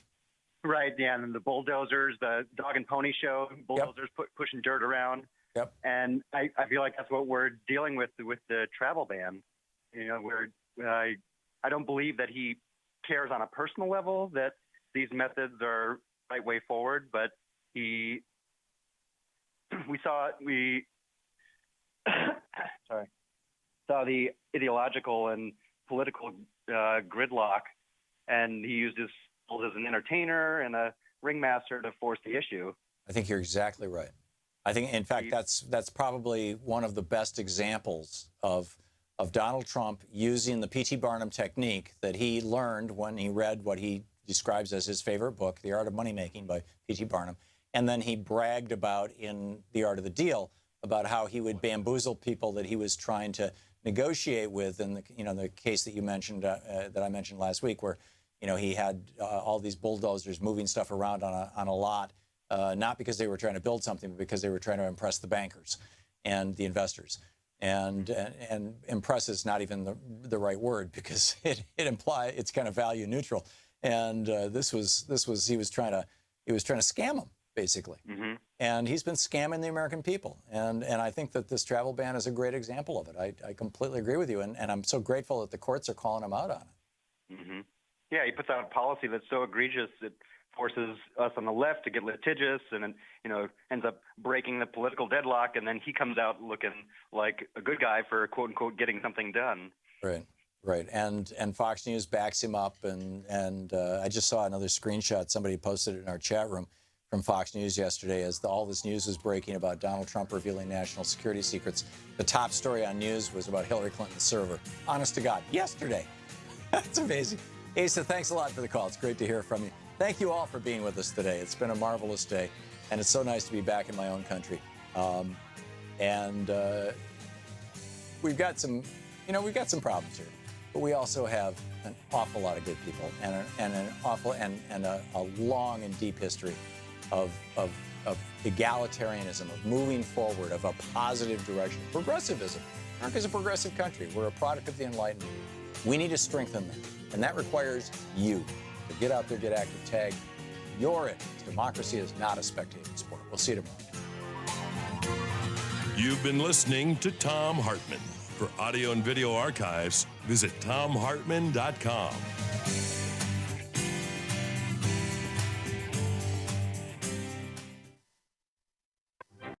The Thom Hartmann Program is brought to you in part by the Aiden Forecast, an investment newsletter with weekly updates of leading market indicators and a monthly deep dive into what the details of the economy and the markets mean for investors and retirees. On the web at aidenmarkets.com.